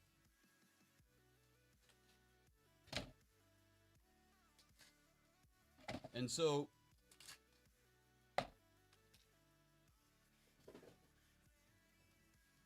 knowing all this is the case, it's only going to get worse and worse for us. That's it. There's not going to be an uprising like I've been telling us all along is definitely going to happen.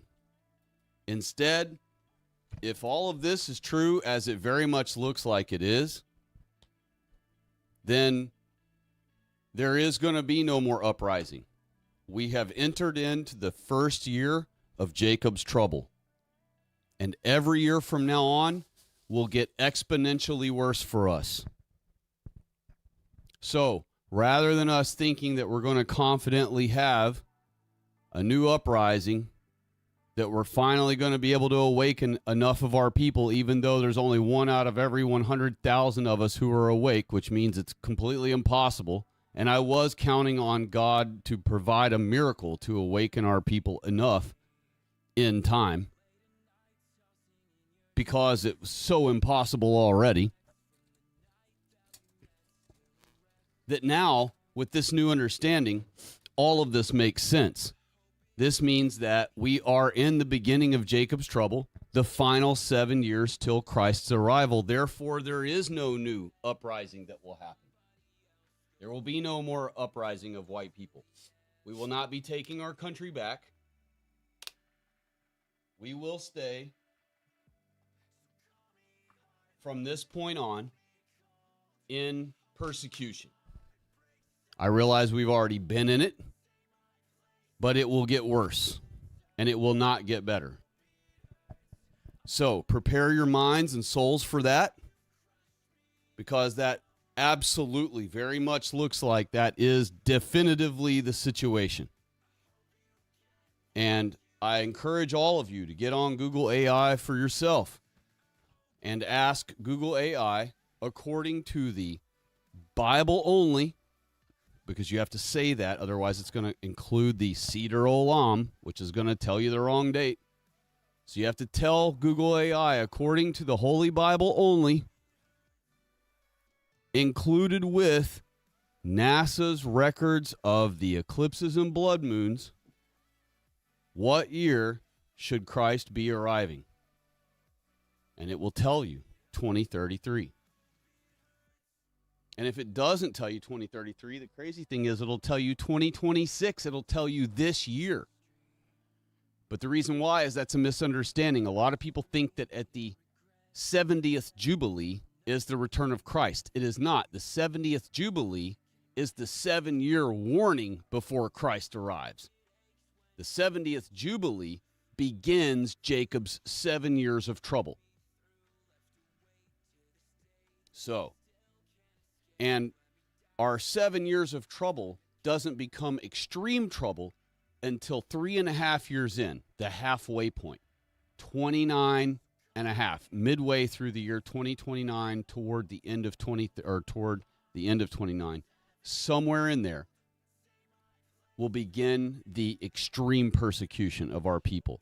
And for the last 3.5 years of our people before, or of existence before Christ arrives, from 29 something to the year 2033, we will be under super extreme persecution.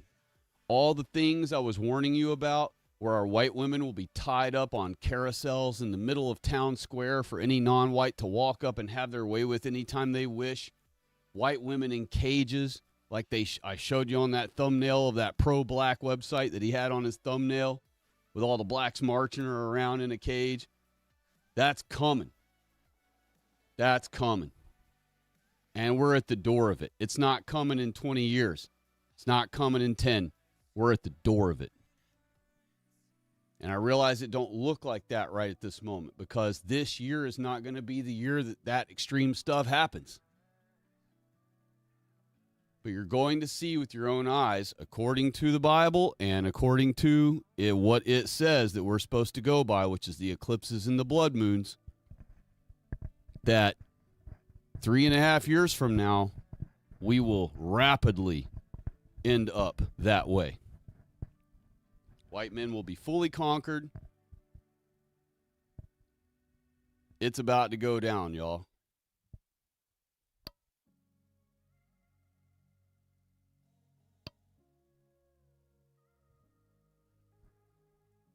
The other half of the Epstein files will be released at some point, and that will probably be the triggering event. Or after we all go through the second batch of files that come out, something will cause the event based on those files coming out.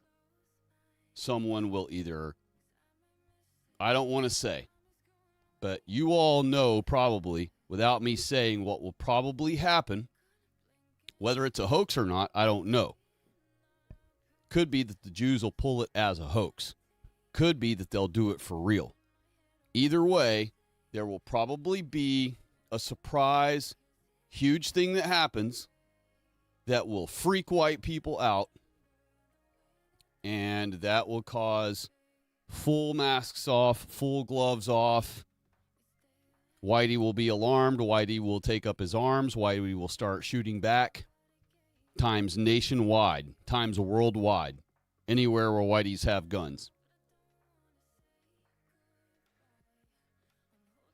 And we will be overcome by our own military. Our own military equipment will overpower us because of our sports cuck, military cucks, who've been training blacks and training Puerto Ricans and training Mexicans and training all these different non-whites how to use our military equipment. They will be trained up. They already are. And even more will be trained up in the next 3 years.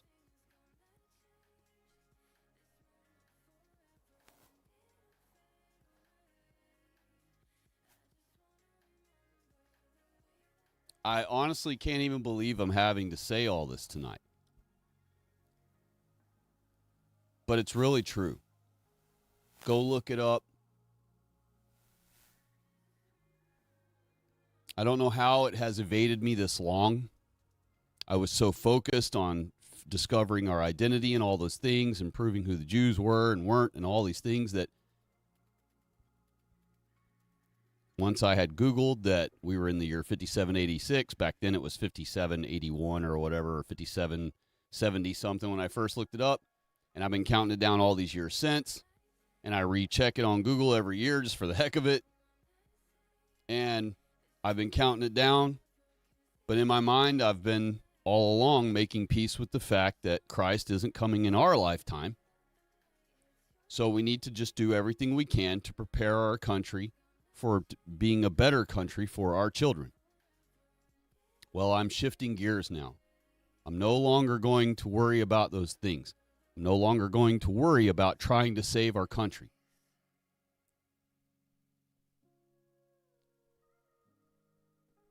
A lot of people may dislike hearing me say that. But you have to understand, if all of this is accurate, and this is true, and we truly are in the last 7 years before Christ's arrival, there is no saving our country. There is no winning our country back. This is the final persecution, and we will go further and further into it. And keep in mind, this is the first time Jews have ever been openly anti-white in 100 years. And even back then when they were openly anti-white, they had to be very careful how they did it. Now, they're just flat out open anti-white, and they use the word white to blanket cover all of us.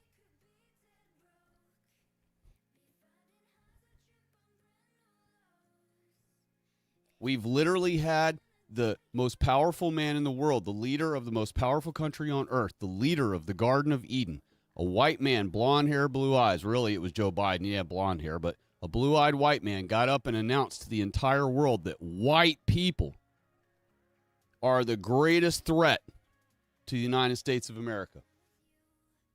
The Garden of Eden. And they made a man with blue eyes, a white man with blue eyes, say it. Don't think that wasn't on purpose. That was the whole reason they put Joe Biden there instead of anybody else. They wanted, for maximum humiliation, for it to be a blue-eyed white man who declared that white people are the greatest threat to the Garden of Eden.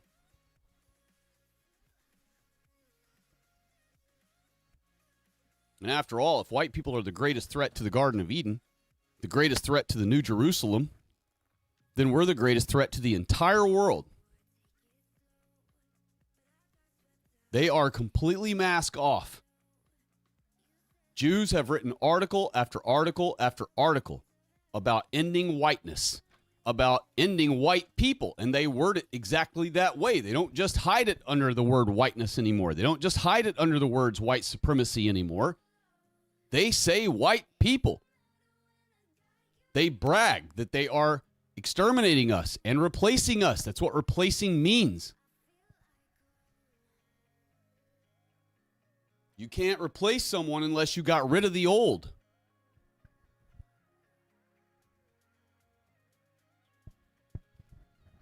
You don't need anything replaced unless the old one is gone or bad, damaged, ruined, or eliminated.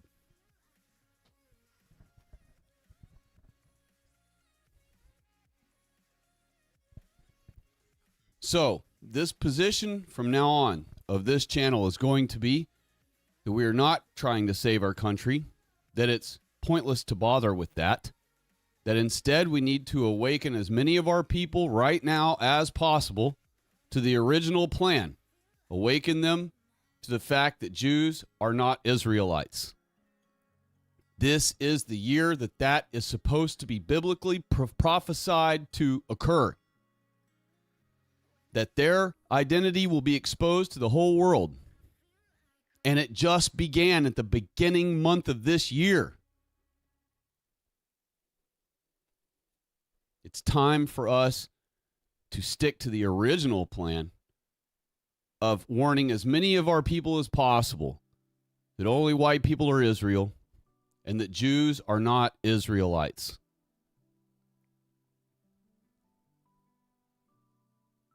And it is time for all of you. I've already been telling you this, but now I'm quadrupling down on it. My seriousness level for this warning is now 10 times greater than it has ever been in any other stream. This is it. It is time for you to get out of the cities. It's time for you to get away from the non-whites. You only have 3 years to escape the non-whites. 3.5 years max. From this moment right now. You have 3.5 years to move yourself away from the city. Do it at every cost and any cost.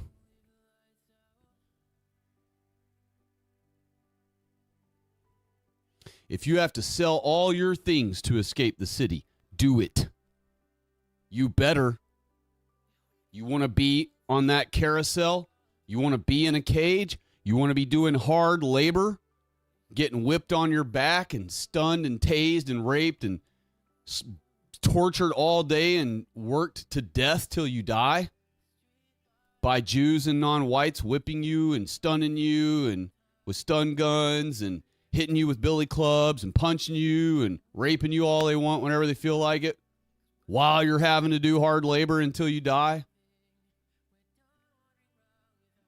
If you don't want to be a part of that, you better listen to what Jesus Christ told you to do. It's not me telling you what to do. Jesus Christ told you, flee the cities. When you see the signs, flee the cities. What is the signs? The signs are the moons, blood moons, and the eclipses. This is the year of the final Jubilee. Look it up if you don't believe me. This is it. There is no more. It's go time, y'all. And if you want to be alive to see Jesus Christ come in the clouds in 2033, 7 years from now, you better get your ass out of the city right now.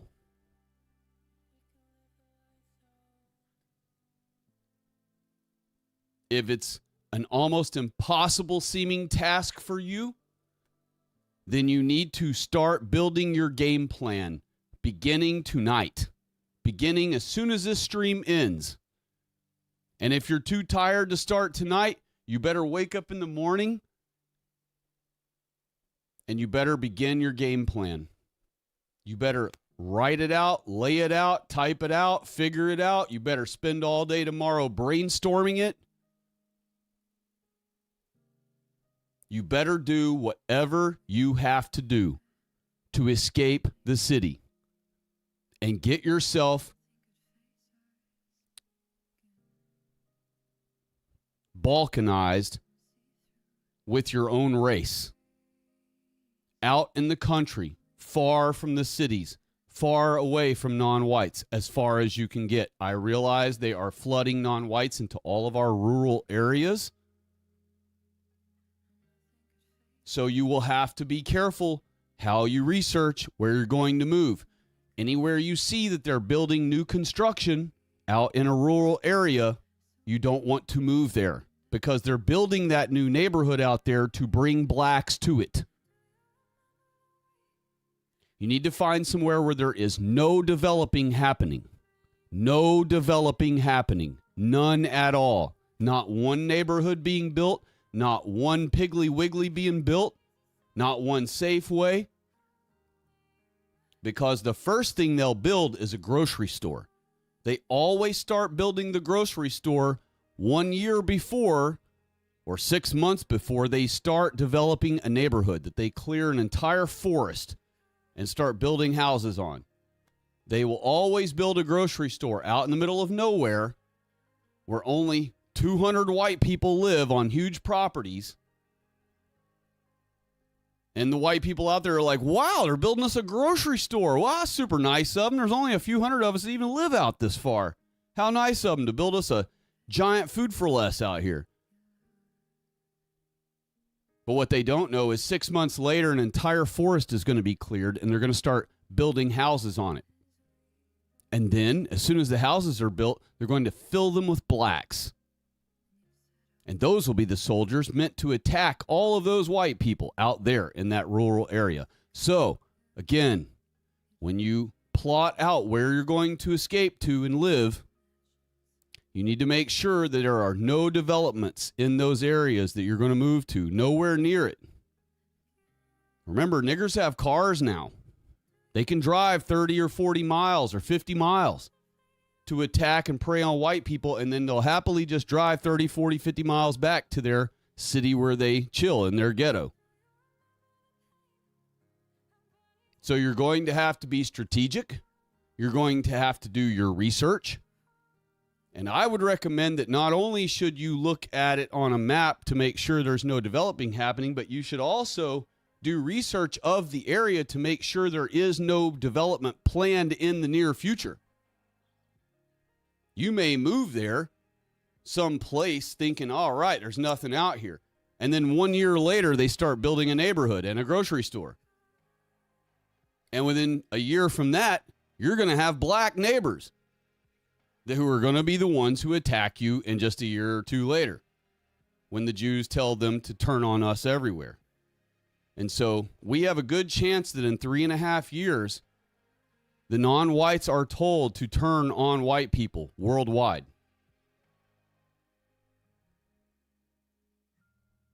We have a 99% chance of that.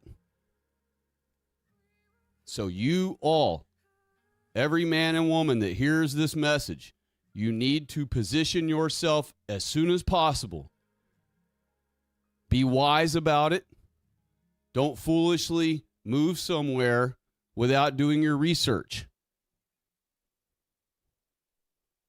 But you need to find yourself employment wherever you're going to go. You need to have a game plan and a budget of how you're, make sure wherever you're going to try to get work is far enough out of town, but not too far enough out where where you're not going to be able to get there every day back and forth. It's not going to be easy. I'm not telling you what I'm warning you to do is going to be an easy task. Perhaps it will not be for you.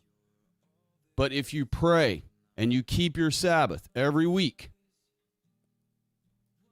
God will provide you a way. God will provide you a way. God will. You have to trust him that he will, and he will. But you have to put in your effort of it also. God's not going to lay it on your lap on a silver platter every time. Sometimes he does. Sometimes he will. But we can't go by that. We can't expect that of God. We have to put in the effort. I put in the effort years ago. I saw the writing on the wall. And I have had to move twice to avoid blacks. I used to live in a glorious neighborhood. And it was a neighborhood. And I didn't even mind that I lived in a neighborhood because my whole neighborhood was white, except for I did have a crazy-ass Jewish family that lived a few doors down. And one of their psycho females would come and pace in front of my house because she knew I was a blonde-haired, blue-eyed white guy. So she would come and pace in front of my house at midnight and have my dog barking like a maniac at her. And I would have to go outside and tell her, hey, quit pacing in front of my house. Go pace in front of your house or anybody else's house in this neighborhood. Why are you pacing right in front of my yard, back and forth, back and forth? And she was doing that to try to vex me. She even broke into our car one time. And we had it was a celebratory bottle of wine that was given to us as a gift. And we don't drink, so we had accepted the gift and thanked them. And then we left it in the back seat of, at the time, was my girlfriend's car. And she got in my girlfriend's car and drank the bottle of wine, the whole thing. And then put it back. She sat in the back seat and drank it. and she spilled some all over the back seat of my, at the time, girlfriend's brand new car. She'd only had it for a month.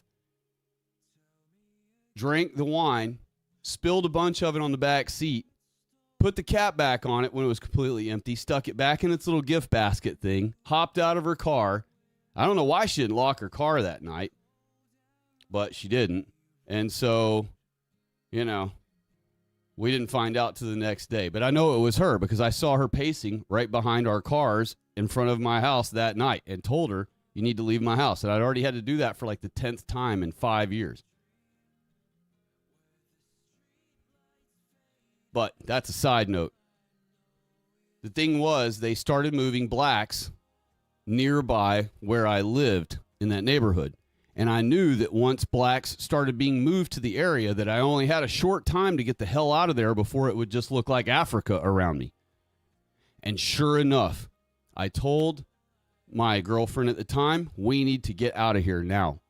And so we started making a game plan. We did our research. We spent hours and hours and hours studying, reading, researching areas, hunting, looking for places. And we finally found a wonderful place and moved out to it. And it cost us a lot to do so. But God blessed us to be able to do it. And then we had a wonderful 2 or 3 years of life in that location at a wonderful place. I'd love to still have it to this day. It was such a great place and such a great location. But that area started being moved into. They started clearing entire forests nearby and building neighborhoods. And so I told her, look, I realize that we think that we're in utopia out here and that we've escaped the non-whites and we're out here in the quiet, peaceful, rural country. And we love the place we found and we're enjoying the heck out of ourselves here. But unfortunately, they're moving the blacks out here. We're going to have to do it all over again. And she was very upset about that. She did not want to leave the place that we had finally found, that she had fallen in love with. She figured that would be her home from then on. And I had already warned her when we moved there. I told her, look, we may not get very much time here. If they start building neighborhoods out here, we're going to have to move somewhere else. And I reminded her of that when the time came that I told her we're going to have to do it again. And she did not like that one bit. And you may have to do a second move.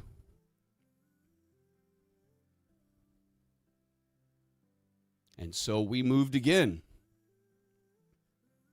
And we parted ways about the time we moved. And so where I'm at now, I have been enjoying for several years. But wouldn't you know, just miles away from me, they've cleared an entire forest, built a store. They cleared an entire forest down the road from that and built a neighborhood. And so now if I go to that store that's a few miles away from me, if I decide I want to go there to get groceries because it's so close and convenient to me out here in the middle of nowhere in the country, now I walk in there and it's just a sea of niggers. I might as well be in Africa. I might as well be in Haiti. You would think they moved the entire town of niggers out to the country where I live. So I only have another several years here probably, max. The only reason I still have several years here is because they're so far miles away down the road. Now, I told you earlier, blacks don't have any problem driving 50 miles to come attack you, and that will be the case in the future coming up really soon. But for now, this multi-mile buffer I have is good enough for me to stay away from them. I'm off their radar out here where I'm at, and you have to go down a country road a long ways that they don't want to go down. They're still spooked by long country roads, some of them, a lot of them.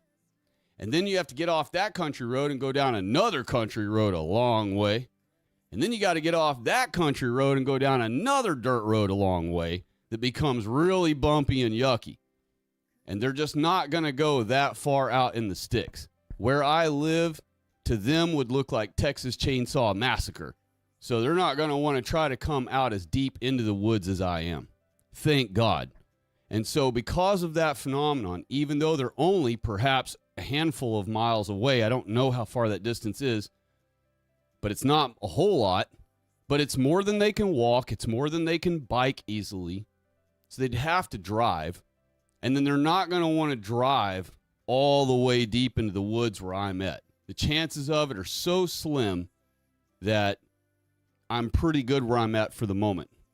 But I know that I only have another year or so now, knowing all of this that we know, for me to get even further out. So I will be doing my research as well, trying to decide. That's why I've attended Arval's conference today. I was trying to determine whether or not I want to move out there or if I want to move elsewhere.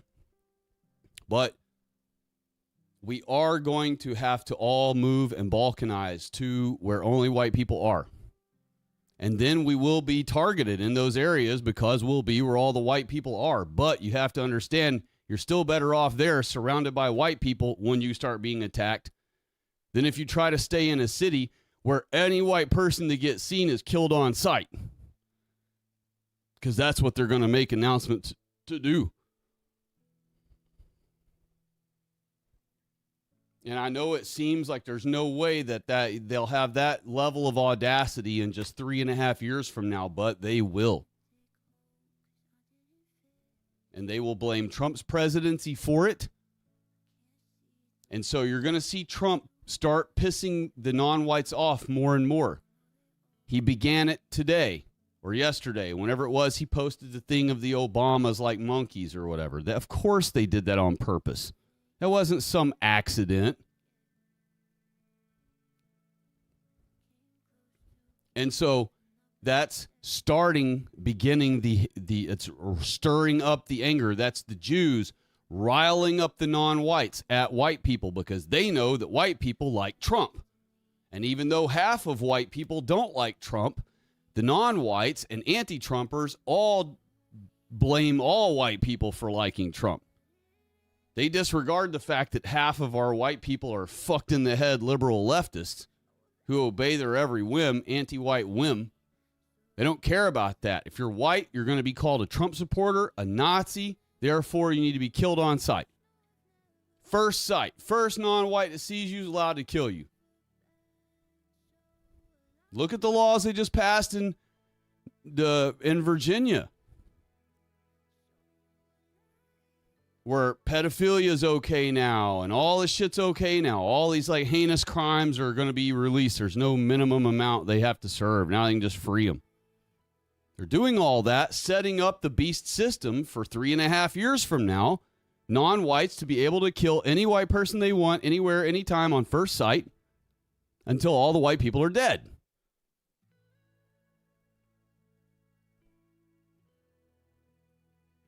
And they're setting it up on the books so that when the time comes, they can still pretend like they're really running a real government. They'll have a courtroom and the guy will get arrested and they'll be brought before some black judge.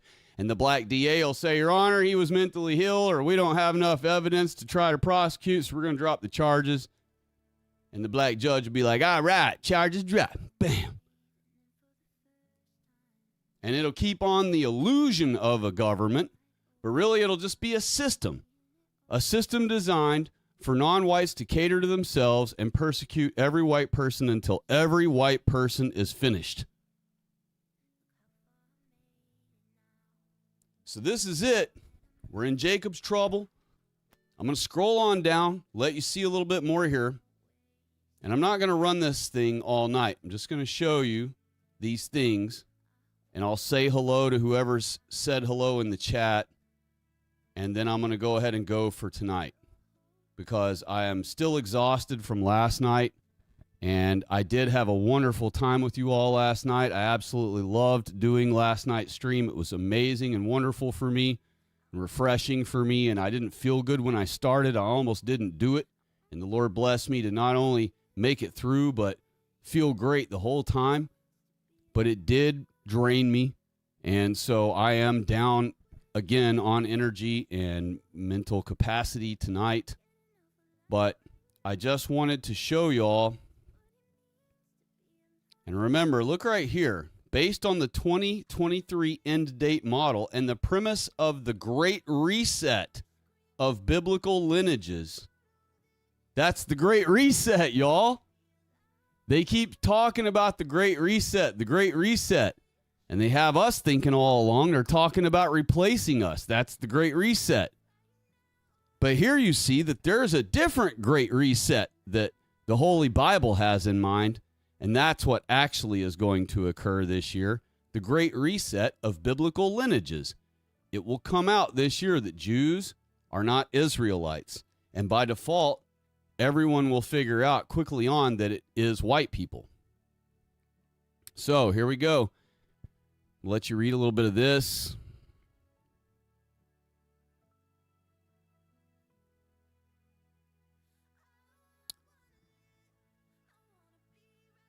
And here's the midpoint. 3.5 years in, Jacob's trouble intensifies.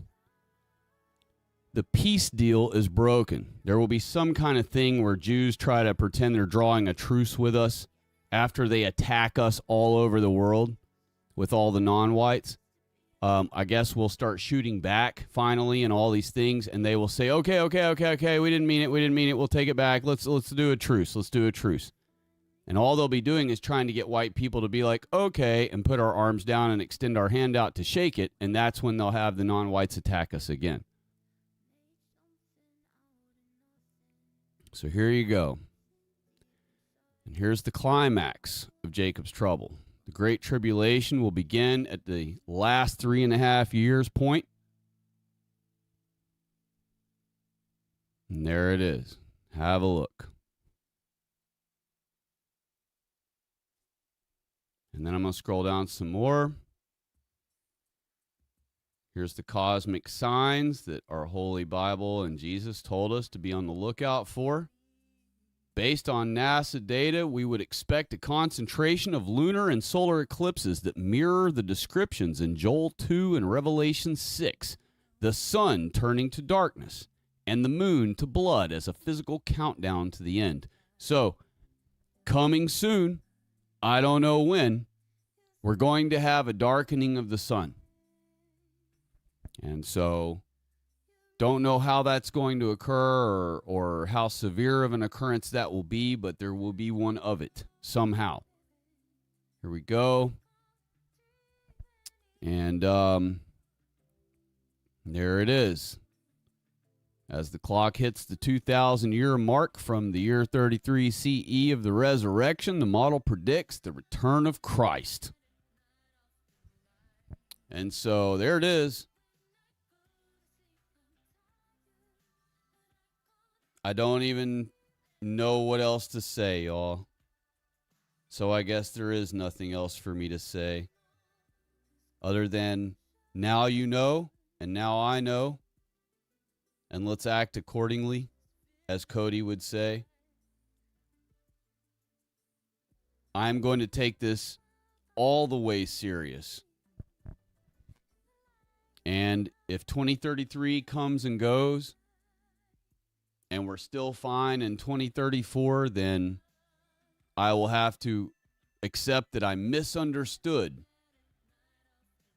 our Holy Bible in some way and was deceived by the Jews and tricked into following this format. But based on the Bible alone and using the proof that we have found of the Persian Empire's existence, the eclipse and the blood moons that occurred, and counting them all the way to now, it absolutely does appear to be that this is it. So, do with this what each of you will, but this channel's position from now on will be that I'm dumping the idea that we have 214 years left. And the AI here says that they use it as a form of copium or spiritual blindness, but in fact, I think it was just to keep folks like me, who ever discovered who's who of our Holy Bible, duped into thinking that we had 214 years, while all along we do not. So, that is what I have for you for tonight. I'm going to go ahead and end it. Let me say hello to the chat. Hello, Evan Smith. He was my first noticer. God bless you. Leroy Jones said, nuke Israel. God bless you. If nukes were real, I'd say absolutely. Blue Columbine said hello. Hello. God bless you. Top Flight Security. Hello. God bless you. Thank you for stopping in and chiming in. And thank you to Blue Columbine and Evan Smith and Leroy Jones for all of y'all chiming in. I appreciate that. And JV1488, hello. I apologize that I didn't see you slide in way early. You and Blue Columbine, hello. First noticers, my apologies. Hello and God bless to you both. Thank you for being some of the very first noticers, right along with Evan Smith. Okay, I have said what I need to say to you all tonight. I will read your chat later, but I don't want to extend this any further than it already is. I've already drug it into a 3-hour video, and I didn't want to have to extend it that far. So, God bless you all. I will read your chat. I'll respond to y'all in another stream if you remind me of these things again that y'all say tonight or have said tonight, and we'll discuss them on another night and the next time I do a stream, we will focus on comments. I will focus on reading your comments and responding to your comments. So the very next time I do a stream, feel free to chime in knowing that I will read your comments and I will be responding to them. I just don't want to muddy it up with this important information tonight. So God bless you all. Do with this information what you will, but I highly recommend that you take it very seriously. And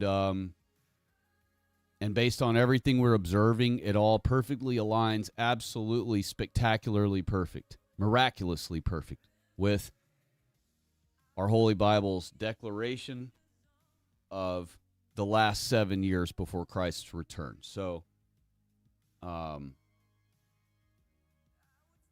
Godspeed to you all. God bless you all. And I will talk to you all soon, and we'll all be together on the other side. All right? Take care. I'll talk to you as soon as I can.